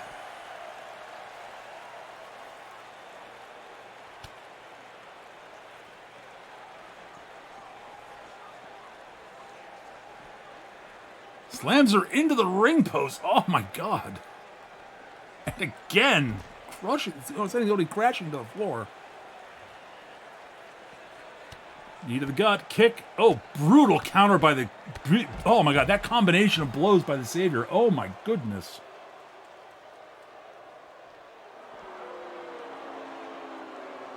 Oh, it looks like she was going for a Hurricane Run. It was countered to a powerbomb by Akane. Basebuster.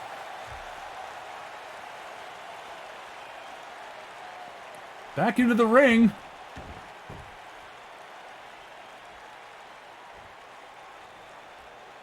Ooh, running knee to the head. Oh my God.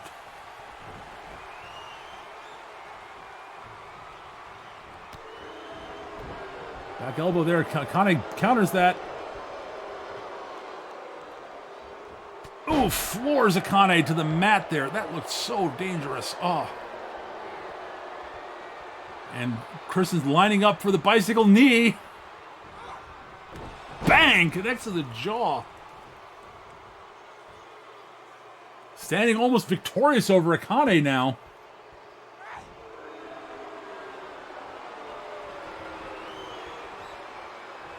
And he's back to her feet. Blood Moon is caught by Akane, lifted up into a powerbomb. What a counter by the Oni. Oh my goodness. Pop-up uppercut, flooring her. Hoist up her shoulders though. Oh my God. Rest in pieces. Rolls her over. Kicks the ribs. Oh my God. No, she's gonna curb stomp. Curb stomp. Oh my God. I don't think Akane is moving much. But she's still dazed. Back up shot to the jaw. Spin kick.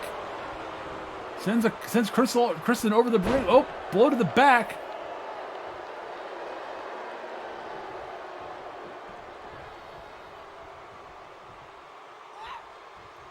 Uppercut floors Akane. Oh my goodness. Stomp to the jaw. Stomp to the jaw. Stomp to the... Oh my God.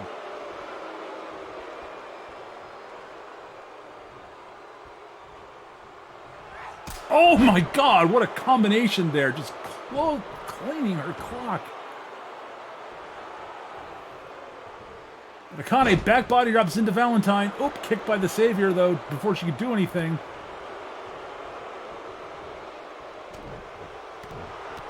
Another combination of blows by the Savior.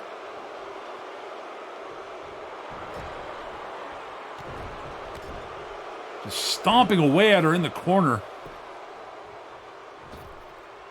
Oh, leg drop over the top row. Oh, my God.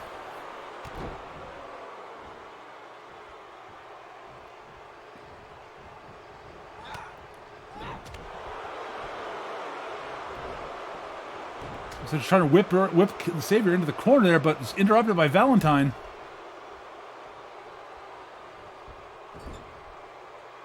Nice counter by Akane, though. Whips Valentine into the corner. Kick to the gut. Headbutt. Brutal blow to the head.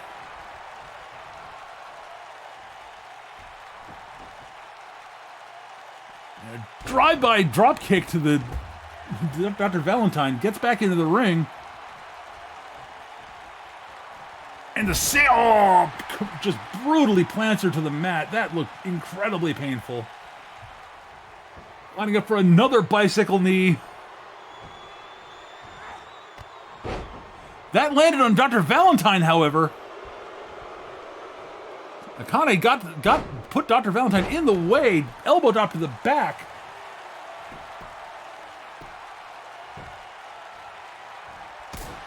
Scorpion Sting kick to the head, might have knocked the Savior out there. But a shot from Dr. Valentine. Shot by Akane. Kick to the leg. Repeated leg kicks is just slowing Akane down. Spin kick to the gut. DDT plants Akane. Oh my God.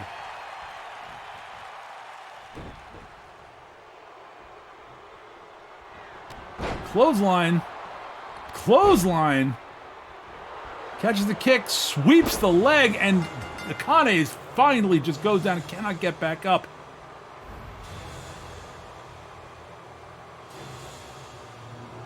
Here are your winners. And security is finally coming down. The Shades are rushing the ring, separating the Disciples of Death and Kirsten Anderson from the fallen Akane Matsuda and Rachel Mortis, who is finally stirring at ringside. And it looks like the Disciples are headed to the back triumphant, and that is all we have time for this episode, folks.